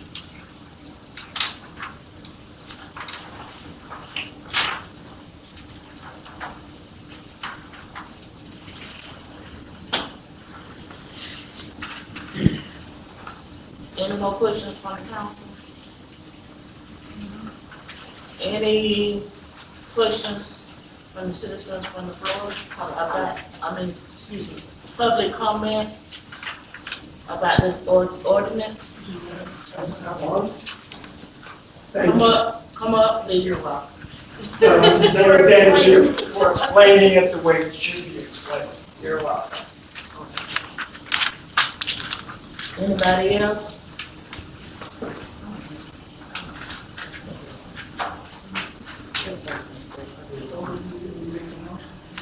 Yes. Yes. You got to make a motion and. I move that we adopt ordinance number 2026-05. I second the motion. Okay, it was a motion and second that we adopt ordinance 2026-05. Any discussion? All in favor? Any opposed? The motion carried. Ayes have it. Okay, the next one on the agenda, consider second reading of ordinance number 2026-06, expense accountability. Attorney. Let me pull that one up. The way it's in the packet, looks like it's missing something. That's the first. The expense, let me find the actual one. We did this one a while ago. And either, it might be some pages out of order. I know my copy is missing the first page of policy.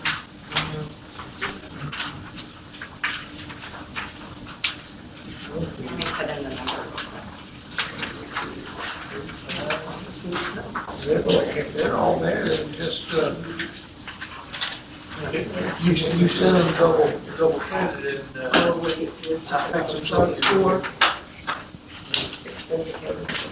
the pages, all the numbers are there. No, that policy is Missing.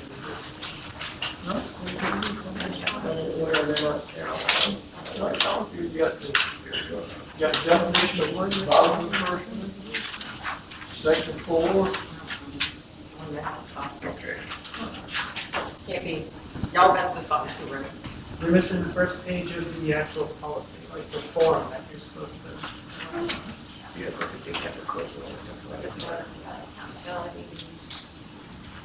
When did we first introduce this? This was I'm in, not talking about this one, John. yeah, here we go. No, when we had this one, and it's only, I thought it's 4, then we have 1 through 3 on it. It was the first page. It's in the same page. And we have 2 in there. This is what,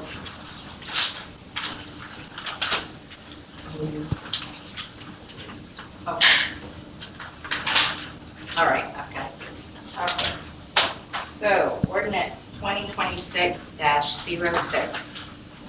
This is an ordinance establishing an expense accountability and reimbursement requirements for all town employees, officers, and elected officials, requiring the timely submission of receipts for town-funded expenditures, establishing personal liability for unreturned funds and cancellation charges, providing for payroll deduction upon written acknowledgement, and providing for conflicts.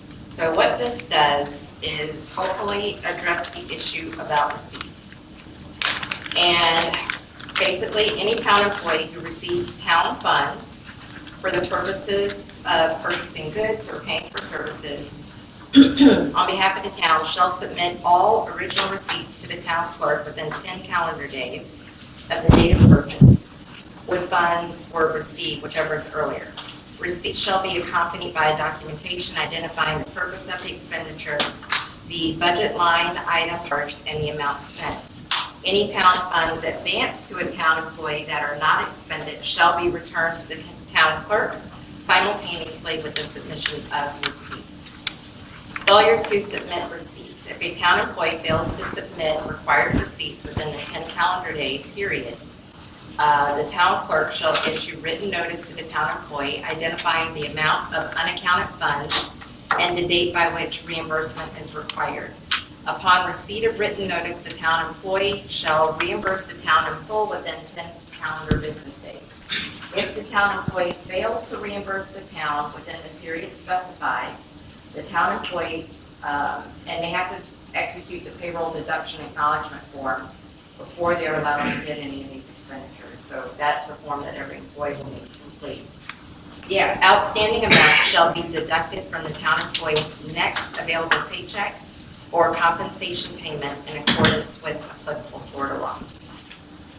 Same time, if a town employee registers for a conference, training, hotel reservation, or other event using town funds, it shall be the sole responsibility of the town employee to be aware of and comply with the applicable cancellation deadline established by the third-party vendor or organizer. If a town employee cancels a registration or reservation after the applicable cancellation deadline, and the town incurs a cancellation charge as a result, the town employee shall be personally liable for the amount of the cancellation charge. The town clerk shall issue written notice to the town employee of the cancellation charge and the amount owed within 5 business days of the town receiving notice of the charge. The town employee shall reimburse the town for the cancellation charge within 10 calendar days of receipt of the written notice. If the town employee fails to reimburse the town within the period specified, and the town employee has previously executed a payroll deduction acknowledgement form, the outstanding amount shall be deducted from the town employee's next available paycheck or compensation payment. A town employee shall not be personally liable for cancellation charges arising from circumstances beyond their reasonable control, including but not limited to medical emergency, death in the immediate family, or declared state of emergency, provided the town employee notifies the town manager or the town clerk as soon as practical and provide supporting documentation. The payroll deduction acknowledgement, this is a document that all town employees would be asked to sign if this ordinance is passed, so that it is on file in case one of these scenarios pops up about the expenses or the cancellation. The town clerk shall maintain a log of all town funds advanced, receipts received, and any reimbursements or deductions made pursuant to this ordinance. The town manager shall report any outstanding reimbursement obligations to the town council at each regular meeting as part of the financial and budget progress report. The town manager, in consultation with the town clerk and the town attorney, shall develop such forms and administrative procedures as necessary to implement this policy. And then we have the acknowledgement form, which is basically a form signed by each employee acknowledging that they understand this policy and that the funds can be deducted from their paycheck if they do not reimburse or provide receipts or cancel without a cancellation notice. And that is the ordinance. Okay, any questions from the council? Any questions from the citizens on the floor? And just to make clear, this ordinances cannot be retroactive. So this is going forward. That doesn't mean that someone isn't obligated to provide receipts. It just means that we can't utilize this policy to deduct it from their paycheck if they don't. That doesn't mean that they don't owe money. It just means we can't deduct it from their paycheck. I move to adopt ordinance number. Wait, public comment. Sorry. Public comment. Here. Ask for public. I did. I did. I just sit here waiting to see if anybody gonna come up. Oh, okay, we got a hand over here, right next to you. Yeah, I do have a question. Yes. Okay, never mind. I see it. It says the late officials, everybody. Yes, some of everybody. Yeah. They come I want to make sure. up. I want to make sure. Okay. We're all good. Yeah, we good. No public comments?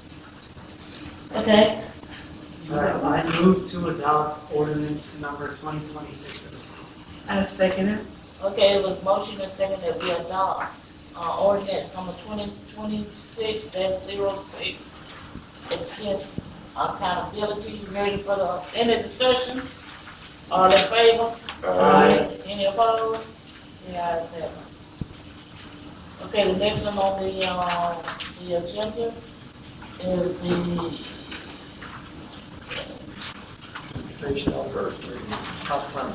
consider first reading and transmitter of ordinance number 2026-07. All right, I was hoping our planning people would be here. Yes. There you are, I couldn't see you back there. Thank you for being here. I want to explain this one. I was hiding. Yes, you were. By all means, please. How are you? Good. Good evening, everybody. I'm Clay Swager. I'm with EDA, your town planning consultant. Just want to give you a brief.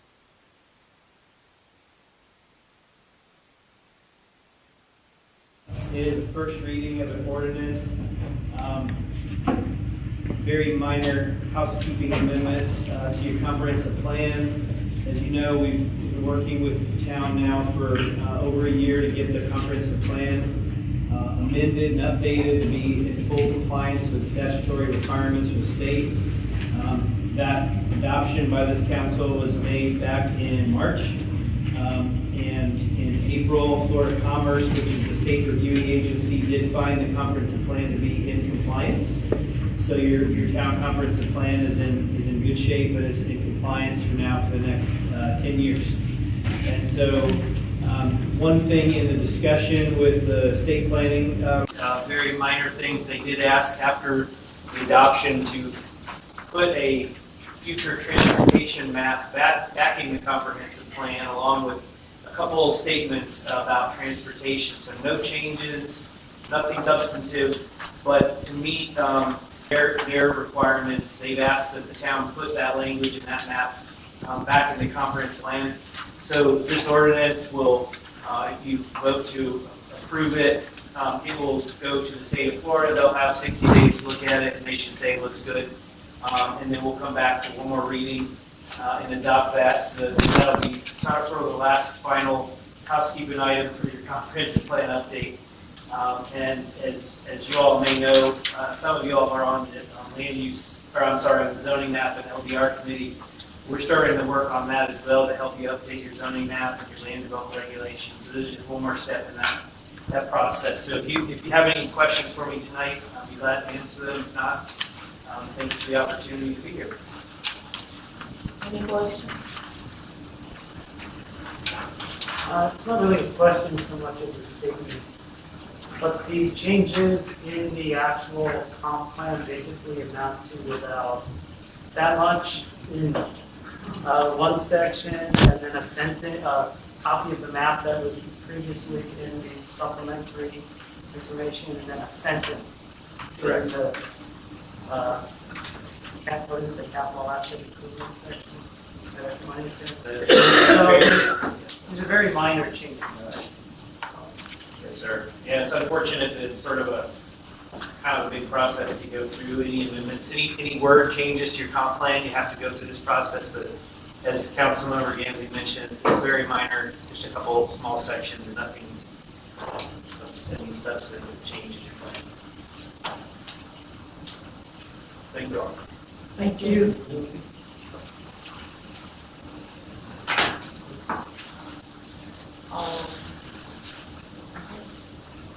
I need a motion.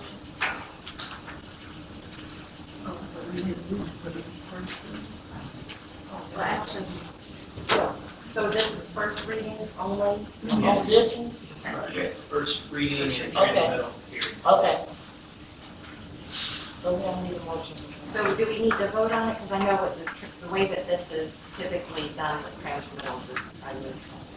I believe that they do need to make a motion to transmit the application to the state Okay. on first reading. Okay. Thank you. I move that we make a transmittal of ordinance 2026-07 for transmittal to the state.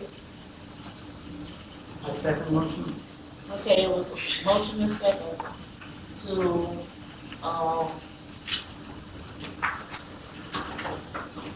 to make a motion to the transmitter to the state or for ordinance number 2020.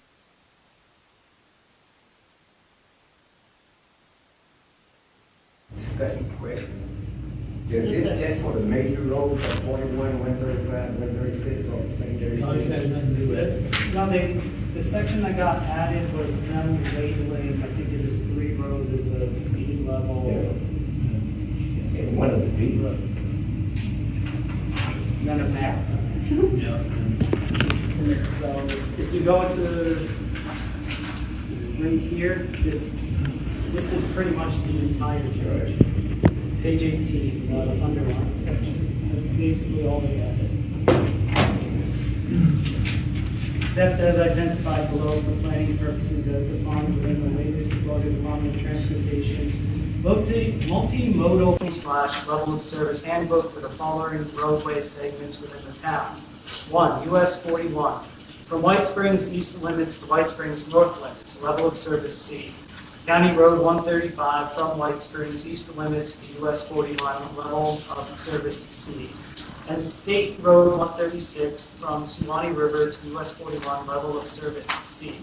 All other roadway segments, level of service D. It's basically the entire amendment there. Okay, any more discussion? All in favor? Aye. Any opposed? The motion carried, ayes have it. Okay, the next one is adopt the resolution number 2026-0, how many days? 85? 35. 35.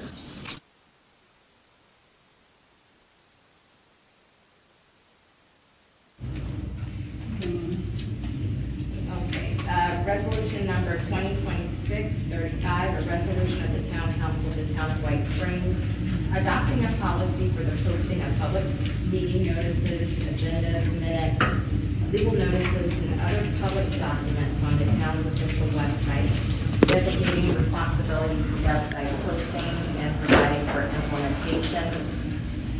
This would adopt a policy. The purpose would be to establish uniform procedures for the timely posting of public meeting notices, agendas, minutes, legal advertisements, ordinance and resolutions, budget documents, audit reports, procurement notices, and other public documents. She'll serve as the primary administrator of the website posting policy and shall coordinate with the town manager and other town departments to ensure compliance with this resolution and the attached policy.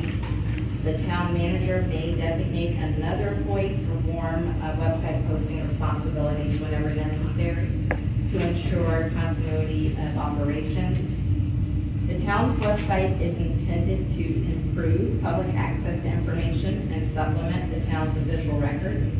Failure to timely post a document on the town's website shall not invalidate any meeting, ordinance, resolution, public hearing, or other official action of the town where all applicable statutory notice requirements have otherwise been satisfied. Any omission shall be corrected as soon as practical after discovery.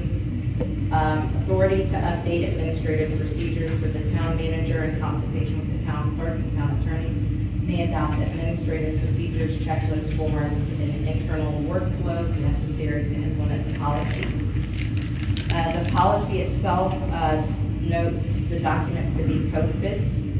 The following shall be posted as soon as practicable after being scheduled: regular town council meetings, Special meetings, workshops, emergency meetings, when feasible, board and committee meetings if applicable.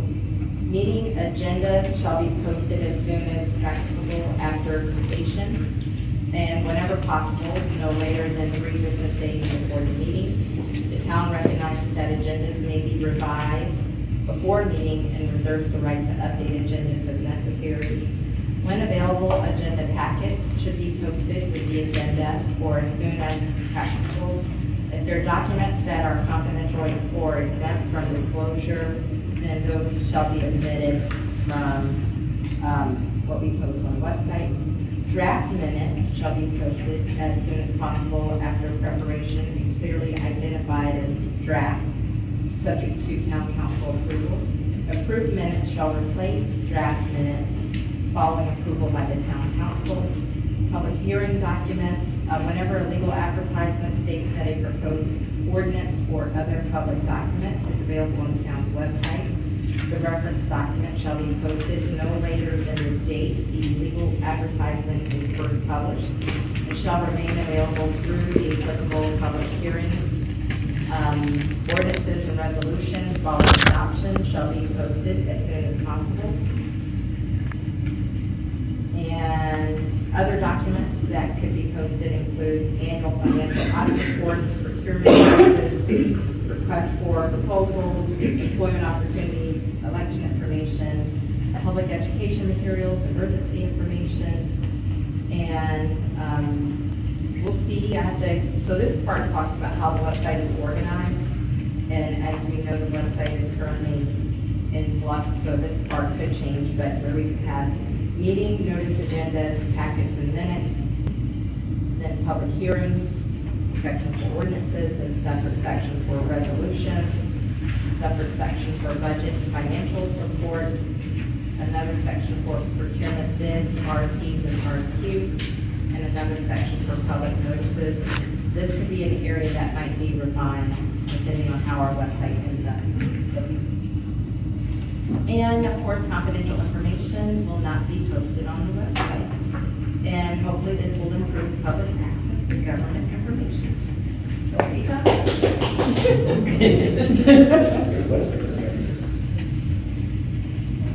That is the resolution. Any questions from the council? Any questions from the public? The effective date. The effective date is upon adoption. So it's adopted tonight and it's effective tonight. But we're still working on the new website, probably another week or two before we get it right formatted. Okay. Question. Yes, sir. So do we want to wait to adopt it, or do we adopt it before we legislate it? I mean, we still have the whole website. We still got it, we're trying to get it all organized, like, No, I'm just asking them to see. You all right? You all right? Yeah, we can adopt it, but you know, it's gonna take a while to get all of it on there. Because we get a whole new website. We moving forward slowly, but we getting there. Yeah, you got to call before you want it. Oh, yeah. It's been a long time. Anybody else? Okay. I move to adopt resolution number 2026-35. My second. There's been motion and second that we adopt, ordinance number, 2026-35. Any discussion? Resolution. Resolution 2026-35. All in favor? Aye. Any opposed?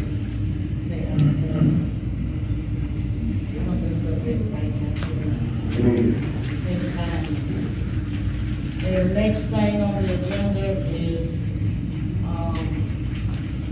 1 year for, Mr. Lee.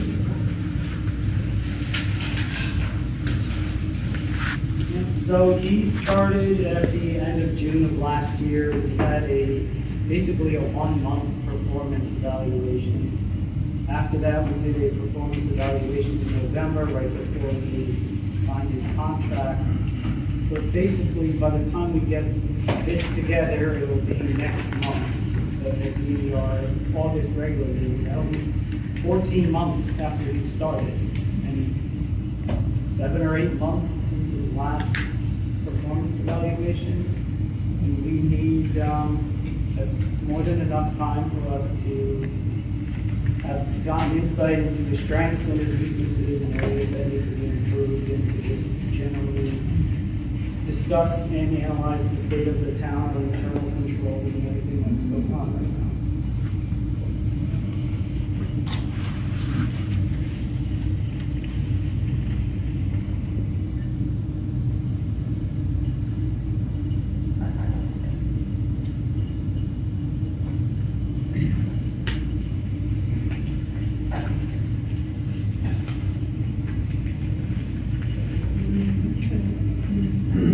So I'm basically asking the town council, are you all okay with doing a performance review? Or it's going to be our next regular meeting, so August 9th. I thought from, what, you came in June of last year, so we gave him a 6 months for, So it would be August 11th. so we gave him a 6 months, you know, so to me, I don't think this has not been a year yet. Because we had him on probably in November. The question is, how regular are the reviews going to be? Is there a set number of reviews? I'm used to Every year? I know in a lot of business environments, you do a 30, 60, 90-day interim reviews, and then you also still have your 1-year annual review, even though it's not been 1 year from your last 90-day review or your 6 months. So we did a 6-month interim review. So we should be doing a 1-year annual review.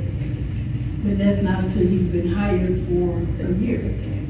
But no, he was hired at six No. in June for a He was 6-month an interim. interim. He was Right, not that's still hired. interim He now. was He was still hired as even though he was interim, he was still hired. He wasn't like a non-employee. He was still an employee, even though it was on an interim basis, and then he became a full-time employee. I mean, I And don't this is mind 1 doing a year. review, it's just that.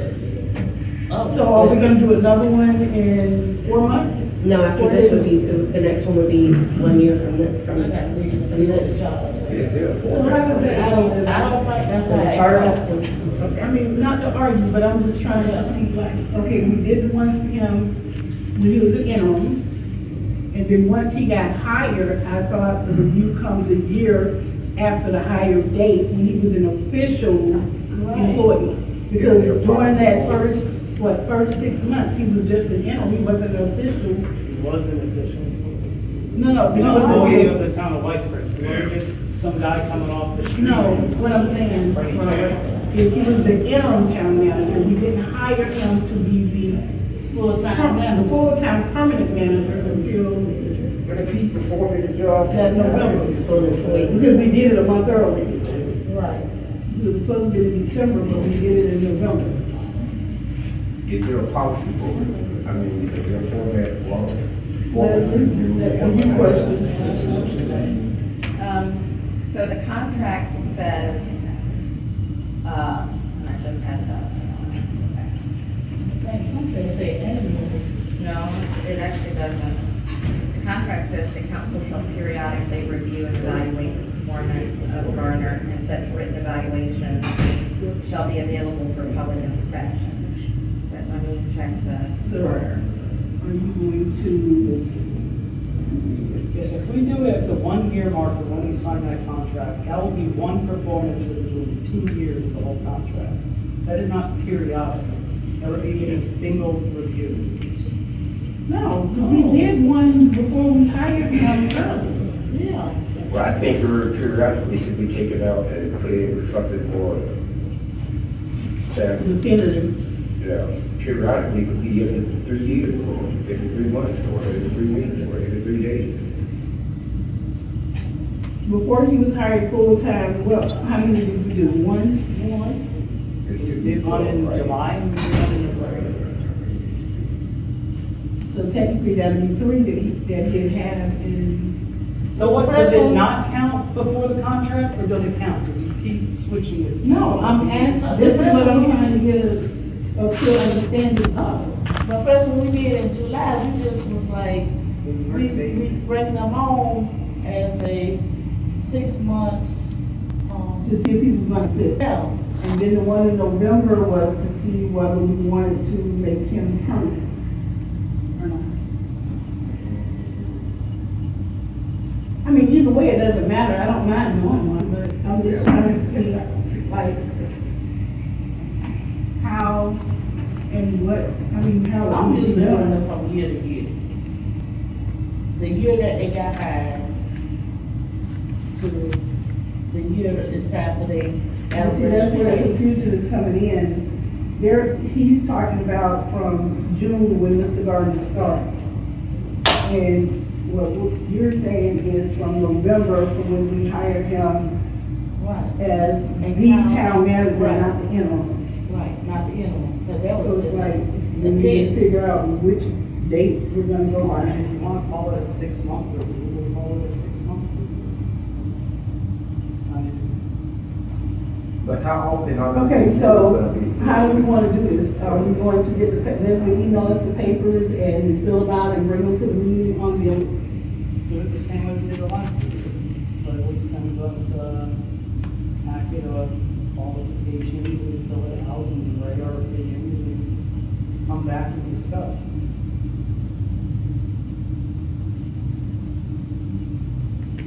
so it essentially be the same questions and things like that? There's nothing in the charter about a specific time period or evaluation for the town manager.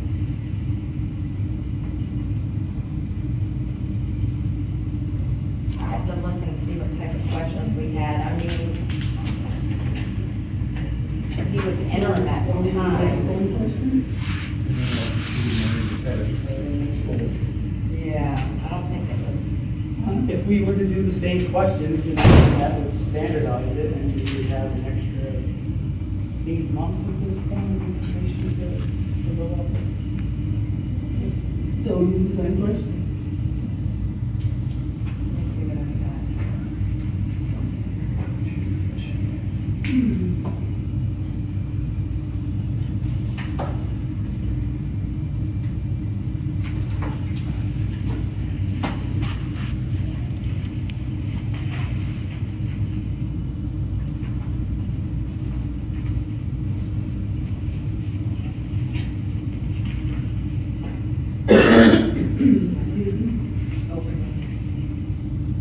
We called it a preliminary evaluation of an interim manager. So I think we needed to decide whether or not we were going to start the process to look for a permanent. Because our first application is interim, and we need to do permanent search.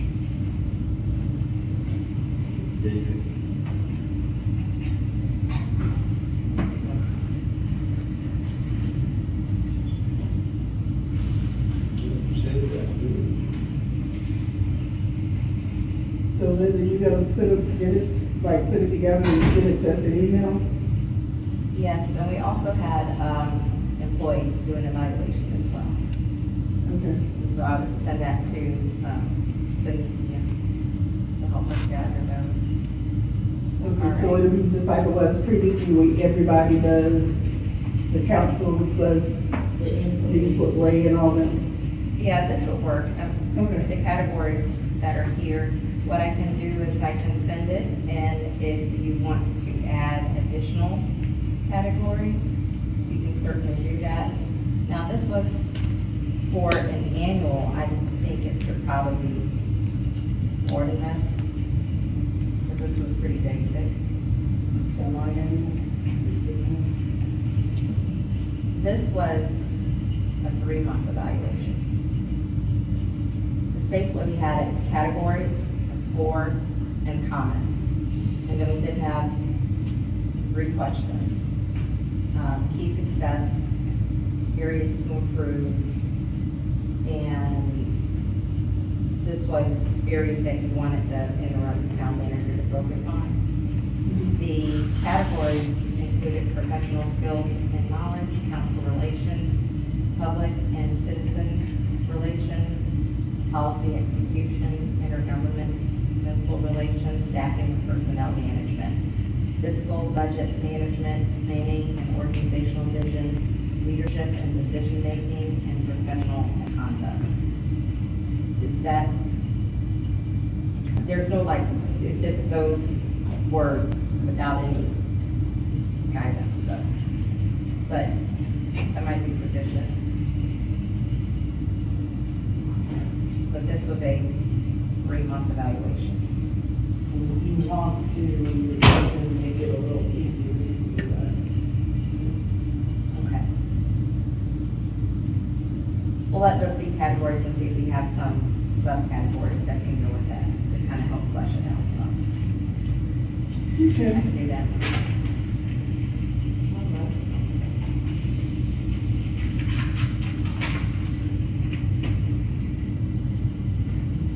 Bonnie to make a motion that we're going to put the council meetings.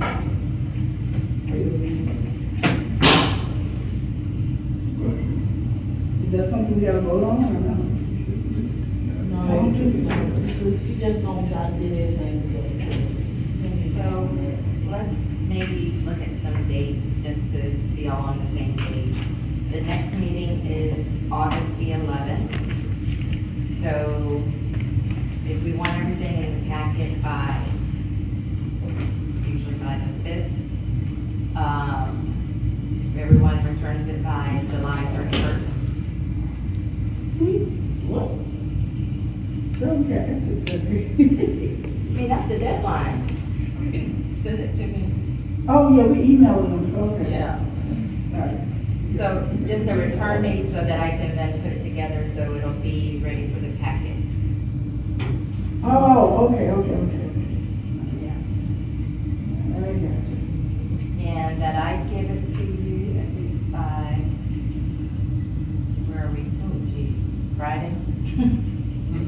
Okay.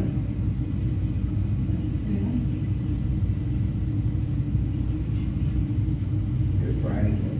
This Friday, the 17th, give you about 2 weeks.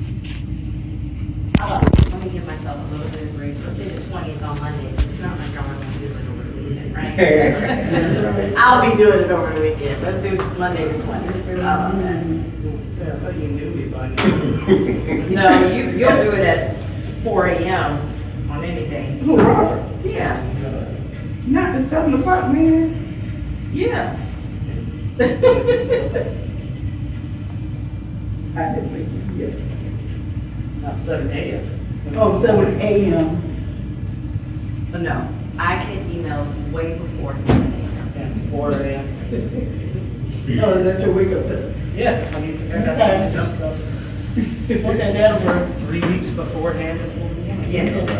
3:36. All righty. Okay, we have anything else to discuss on that part? No, I don't really. Okay, town manager's report. Okay, I gave you the copies of the checks, back in your big packet of paperwork you had, and I'm sorry, I had to make paperwork. Have all that stuff, you gotta get it to you, so you have a chance to read it and look at it. Are you able to put some more details into what each one of these is paying? It will be on your Swanee Valley Electric is electric, of course. No, I mean, just some of these are not, there's not details, like you've got CPH, which CPH is an engineer, is one of our grants. but it would be nice if there's a description column with what it is paid for. Well, everything CPH is grant. Right. And Old Oak Cybernetics is all the new upgrades to our computer system. We got Field Outdoors is for a big 500-gallon tank we have out here that we use to fill up generators at the sewer plant. Before we got here, they take 5-gallon jugs to fill them up, but save the money by doing this. You get it, Air Force Electric, the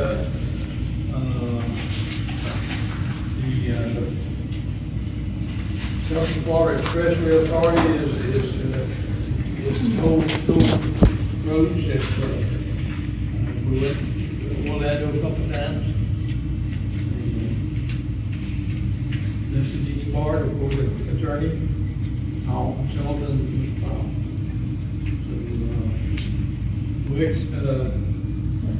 Graham and Sons is electric dealing with something to do with sewer treatment plant, water plant.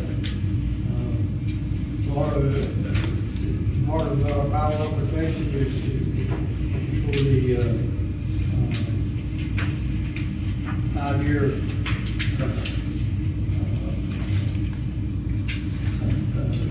agreement, certificate of be able to operate. One of the hardware supply could have been feed, could have been shelved, and I don't know what that was. Lake City with waste, garbage, Hawkins would be, that's electric, that would be something with electric, sewer plant. And you're finding environmental testing is test we have to do weekly and monthly and everything at the water and sewer that we have to pay for the testing to be done.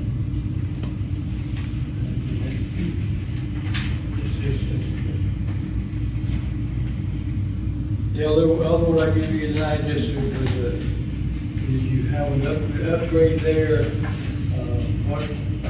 What's going on with our computer system so far, and so forth, and a little bit additional document there of what's going on and what's left to be done. We've got a record request I'm not going to give you detail on. Apologize for not finding it before, but there was a human error. They want to get that one of our head QuickBooks this afternoon. And the audit, I'll get to the state next day or two. She approved it tonight. So I've got it ready to go. Other than that, it's been busy. Been a busy month, but got by, and I just want to tell everybody I'm thankful that the audit came out the way it did. A lot of it was things that we couldn't do.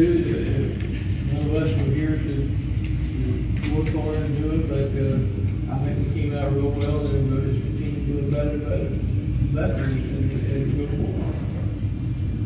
Questions made up What are we paying Epic IT Solutions for? Are they going to be redundant to what we're paying for those for? Epic IT Solutions, they used to give us like virus scanners. They're on here for $365. General or General? Yeah. 6926, Epic IT Solutions. Oh, Epic was our,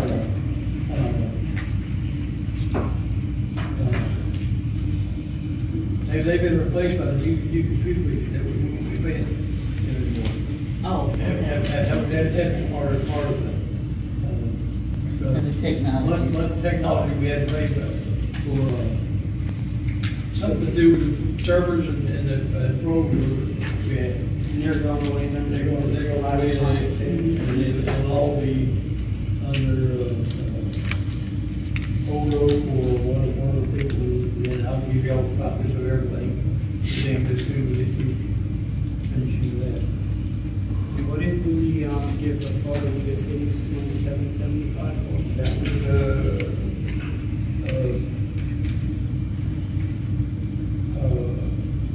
registration for Florida League Cities. So that's what member dues or what? That's the dues for registration fees you pay for the Florida League Cities would be going to an office. As we paid it, so we get hotel.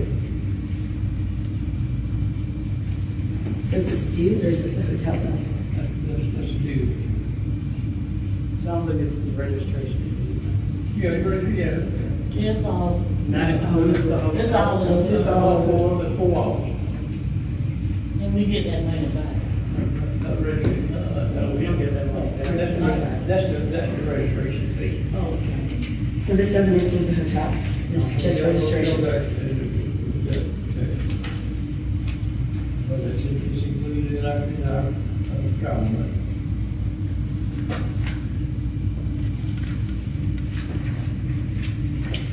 That's all. Any more questions? Tell you what, I really want to give y'all see what Denise today and Don Shea and all the help they did with the audit and all that. And of course, couldn't have done it without our attorney over here, getting the audit through. I really appreciate it. Thank you. That was a good job, but I was stressing myself at the end too. That was a good job. Because it was like, whew. I don't like numbers. I don't like numbers either, but he was calling on me and I was trying to figure out what I had to give to them when we first started. So that was a mess, but we pulled through it, Okay, attorney? I couldn't have done it without Robert. There you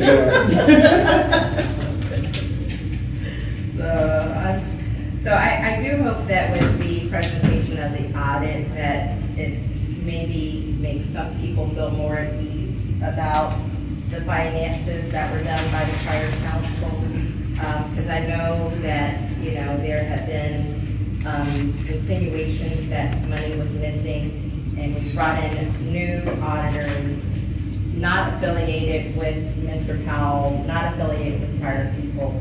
And I assure you, if they had come across anything, because this was a thorough audit, okay, it was thorough, we would know about it and be able to act upon it. So I hope that at least gives some people some peace of mind. Otherwise, I do not have anything else. Okay, good. Keep it that way for a month. Yes. Okay. I'm not the problem. I'm just saying.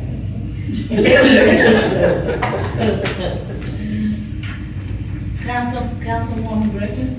I had sent an email to Lee and Leslie last week regarding Facebook usage. It was brought up tonight, and I did go down a rabbit hole, and I just would like for you guys to please look at that, because there is an insinuation that this the One Wayside Park Facebook page, there is no disclaimer, but it does have our town crest on it, and if it's not our official town webpage, I know anybody can open it. Anybody can open a social media page, but if you are gonna run it, and you're not officially, like if you're not a town agent, you do have to make a disclaimer that that is not an official town website, because there are comments being made on some of those posts where people are thinking that it is the town making these comments, and they have concerns. That's on our page? It's on Facebook, it's called the Wayside Park at Swanee River Facebook page. And there have been a couple of comments, and somebody made a comment saying, why is the town spending their time making comments and posting on this page when they've got other things to do? So there does need to be some type of disclaimer, based on what I looked at, that is not the official town, it is not an official town webpage. It has no affiliation with town council or the town manager. Yeah. I didn't see I that. got a lot of. Well, I didn't see that comment. I've looked at a lot of the comments. I went down a very deep rabbit hole and read almost every single comment that I could find on Facebook. And it wasn't just the comments made on like either one of the pages, it was other people's comments being made on like the Hamilton County LinkedIn page as well. Some of those comments were very I will check with you. and single-minded. Well, we are not affiliated with it, but thank you for bringing that up. We say, here's our part. Yes, so there is a connotation that it But is our at the page. same time, the ones who adopted the park, and then the one doing all the work at the park. I'm not making a comment about the work or any, the No, I'm amount of work just and the work being done. It is the appearance that that web page is being operated by the town, and that is my concern, because our concern is the town's image and the legalities of anything being posted as an agent of our town. I'm not knocking anybody's work or anything else. So they just need to put that this page is operated by the people who adopted the park. There needs to be a disclaimer, yes. Okay, just that simple. Mr. Udell. I have nothing to add at this time, except for the old person, the decision, we don't want to hear that. Okay, Mr. Gamsby. Two things. So we don't have an official date yet, but the next meeting of the LDR committee should be sometime in mid-August. We'll get that up on the website. Well, we actually set a date. And the other thing that I did that we need to do as a town, I don't know if we need to vote on this or not, but we need to set a board of adjustments so that we can start processing Ivan's application and have any sort of other work that needs to get done by board of adjustments. So I went ahead and made a flyer. So I have, at least 3 persons who have picked up the committee application regarding the board of adjustment. They have not returned them yet, but they did pick them up. Board of adjustments have to live in White Springs, though, correct? No. By 4/5 vote of this board, we can sit people who do not sit, who do not live in White Springs. And so it's okay to make copies of these and pass them out to other people? That's what I want to know. I did send it to Leslie, but she got a chance to look at it. This can't be on any other committee, correct? Yeah, this is the one that can't be on any other committee. Board of adjustments for the citizens, like, should they make final decision? I have to look at this. Okay, so just so you know, I took, on the back of this paper, from the town charter, section 8, qualified persons do not have to be residents of the town of White Springs if necessary for the Board of Adjustments and Appeals only. Established in compliance with the Southern Building Code, the town council may, by a 4/5 vote of its members, nominate qualified non-residents to serve. Town council shall, by a majority vote, appoint members and alternates to boards and committees from those nominated. And then the charter also enumerates the duties, and there was something like 102 references in our LDRs to the board adjustments, so I couldn't just copy and paste it onto the bottom of the flyer, so I just said, they talk about it a lot in section 13, and 12 of our LDRs. And problem on that, a lot of small towns, and it would be, the board of adjustments is also the board, the zoning board, and LDR, all kinds of boards. That's prohibited by our charter. Yeah, our charter, you can't serve on any committee, you can't be employed. But that's what I feel like they should be citizens of the town, you know, make final decisions for this town. They should be in the city. So Is that where you get enough from the city? If not, you need a board of adjustments. How many people have to serve on the board? 5 members and 2 alternates according to the charter. That was it. So am I good to start distributing this flyer? Yes. Anybody want a copy? Anybody joining our board of adjustments? So did you say you had 3 people? They have not returned the application back, but 3 they picked up.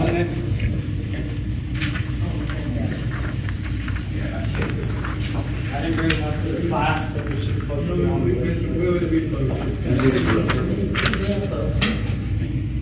That's it. That's all. Vice Mayor? Do I have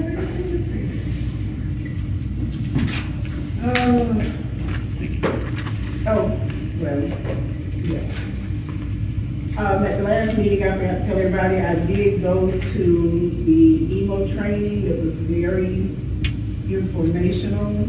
I feel everybody needs to take that training, so you will know what it is that we're supposed to be doing and how we're supposed to be doing it. It was a great experience, a great class. We had a lot of great people.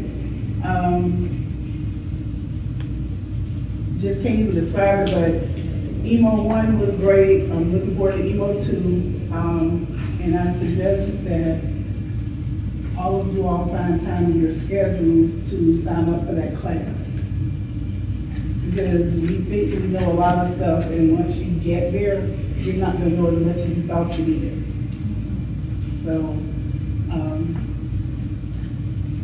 that is something that everybody should be looking into. Florida League of Cities offer these trainings for a reason. It's not just people from the smaller towns, but from larger cities.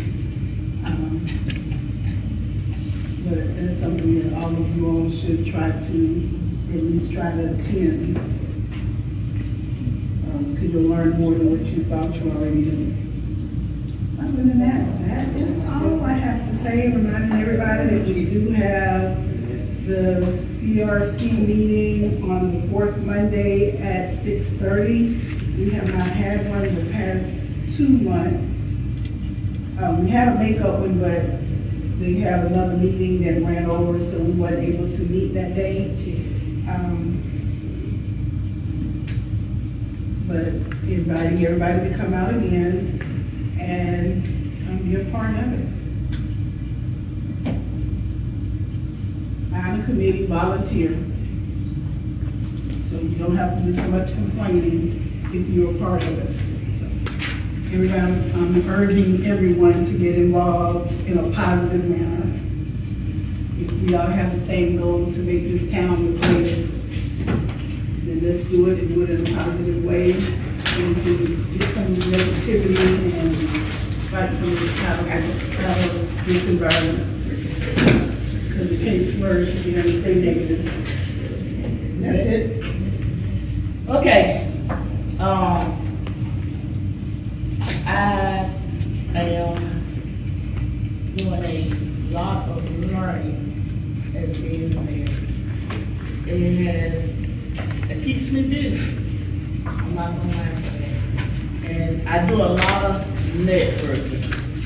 Council members, I would like for you all to start networking with other agencies.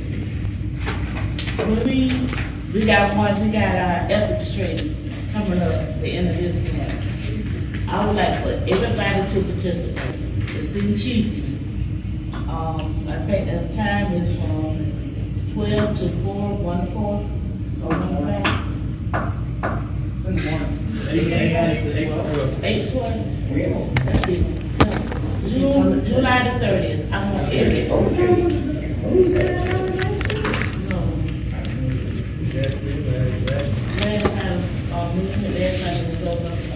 It was in the afternoon.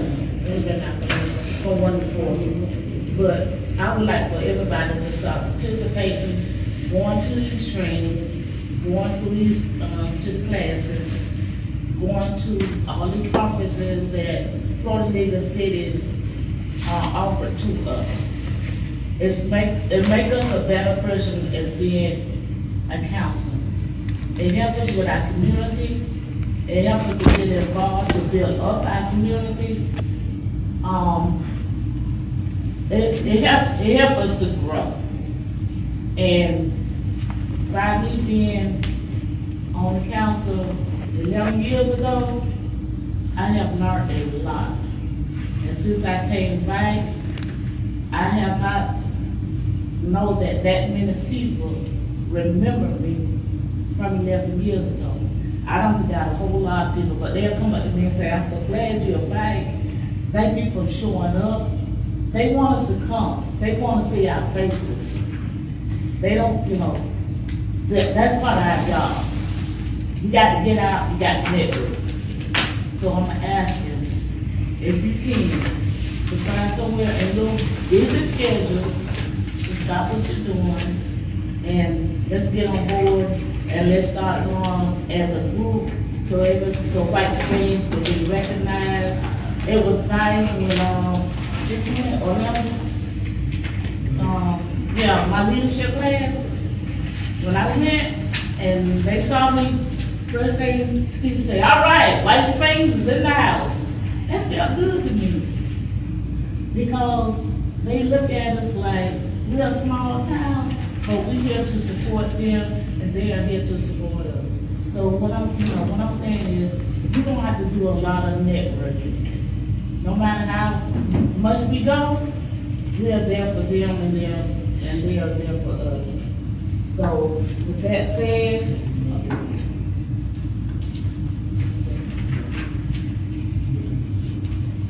I just want everybody to sign up for the ethics training. The 23rd of July, I've heard from somebody, you'll be able to go to, they said it, 23rd of July for the Waterville League. Yes, I can go to that, but I will not be at the ethics training. I need to take that one online. I will not be available. I won't be available for ethics training, but I will be available for the 23rd of the city. How about you, the 23rd of July? 6 o'clock at the hotel, what? Yeah. Man, I find time out of my busy schedule, trying to take over the world. And you'll be in school. I have class. Now, and go get Me and my good woman. So you get to?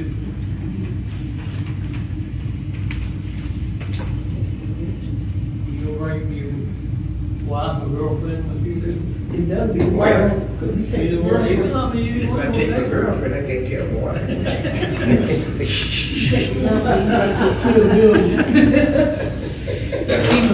Special accommodation with the chairs and stuff, and she just seemed to be a mom or something. Okay. You deal with it. And you take it. No, I will not be taking it. And if you can also get me the information for the online ethics training, that would be fabulous. Thank you so much. Robert, will you be able to go to the ethics training? I will be at the No, our engagement.